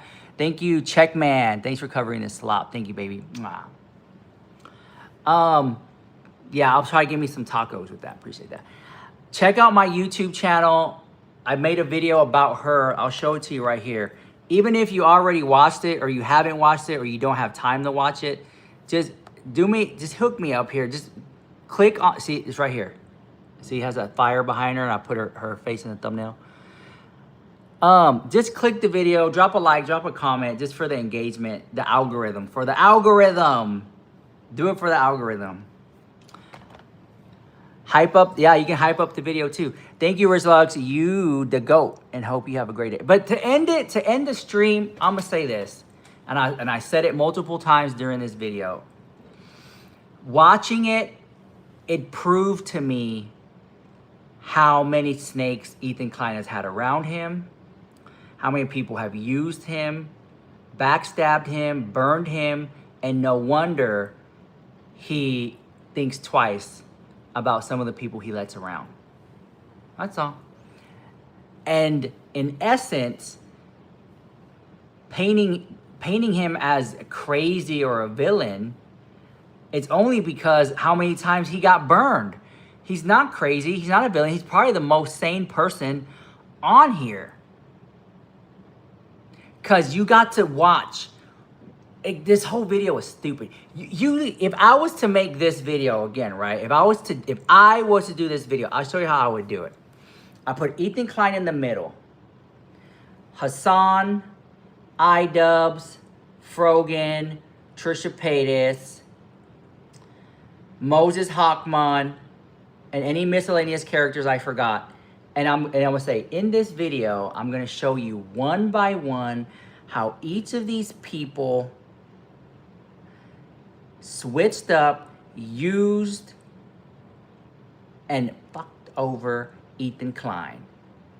And y'all want to label him the bad guy? Girl. That's how I would do the video. That's what this video should have been that. What do you think about that, chat? Let me know before I end the live.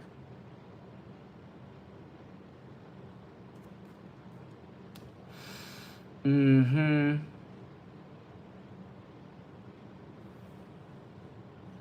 Thank you. Thank you, Kate. Thank you for going live and covering this. I wouldn't have watched alone. Chat has been so fun. Hope you get the frenemies shirt. I thank you so much too. Thank you so much for helping me get ready for today. Yeah, and you know what? I wasn't gonna watch this video alone. I was not gonna watch this video alone. I'm glad y'all were here to watch it with me. I love you even though I don't love Ethan. Don't forget, guys, what's up, Punk? Don't forget, guys, you can become a member just like Punk did, and you can pick up a blue badge next to your name. Think about becoming a member today and joining the Sneaky Snake team.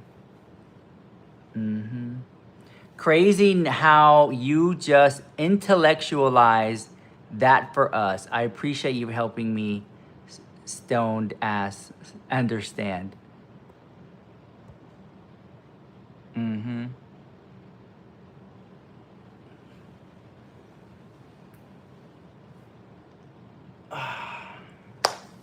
All right, guys. Check out my other videos, and I'll see you guys later. Mwah.